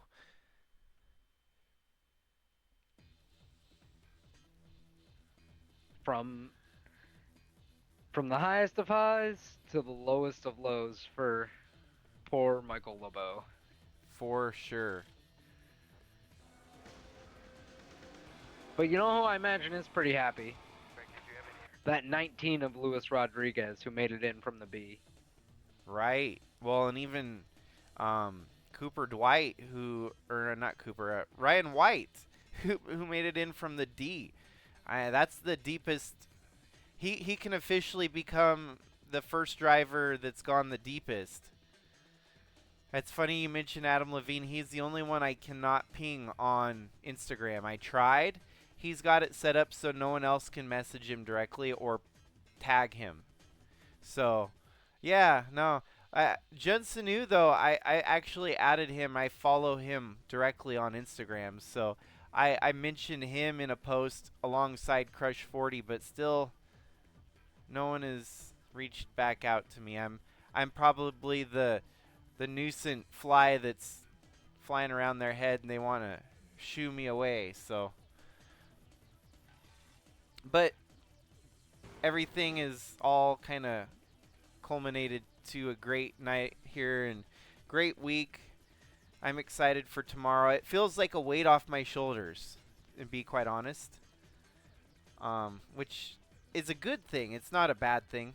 The fact that I put in 8 months of work to make this happen, this passion project, I've seen it through, and I feel like that in its own is a that's there's something to be said about that. So Absolutely. Yeah. But with that, I know it's late on your end, James. You're probably on a little bit on the tired side. I have lost track of time. I I got would so be. enthralled watching our racing here that I've plumb lost track of time. I just checked it is 1:30 about over here on the East Coast, so Well, I would definitely a little late for us East Coasters. I would be honored if you would be interested in hopping in the booth again tomorrow night. It's only Absolutely, two as or, always. two or Just three nights out of the year here, and yeah, I'd be excited to have you in again tomorrow night. So I'll keep in touch. absolutely. We'll try to make it work if it works with your schedule. Yeah, that sounds like a great plan. Like Looking forward to it. like I was talking with my coworker today, it's like I kind of feel like this is the bread and butter now of my series. It's like you look at like the NASCAR Cup Series and all the other NASCAR series. You've always got that one big race that everyone tunes into. I mean, like Talladega last week was probably the most viewed because more people want to tune in and watch Talladega for the wrecks than they do the racing. So, if it's 2 or 3 races a year where we get all the people in, the other races throughout the year can be kind of like phoned in. But it's this Exactly. race. It's this race or the 777 annual or the season opener where we need to put in that extra step to get people excited. Just So, that little extra to get people going. Yeah, let's do this. and I apologize everyone for phoning it in on some of the races. It's just time's gotten away and it gets hard. It very hard to juggle all the things. So that's where tonight I feel like I make up for the races that I've had to unfortunately phone in here and there. Well, the way I see it, you either get a full race or you get what we got back in the 60s and 70s, which is just quick, here's the news. And one of these things is a little less fun than the other, in my opinion. Yeah. Yep. And yep, this race falls in line where everyone kind of has the free time. All your short tracks, your local tracks have shut down for the year. NASCAR is winding to an end. Some people might be tuning out because their driver's not in the final 4. So, yeah, I'm excited for tomorrow, and hopefully everyone else is too. Thanks again, everyone. Have a great night. And between me and James, we'll leave you out on a high note. See you in Later, the y'all. next stream. Bye.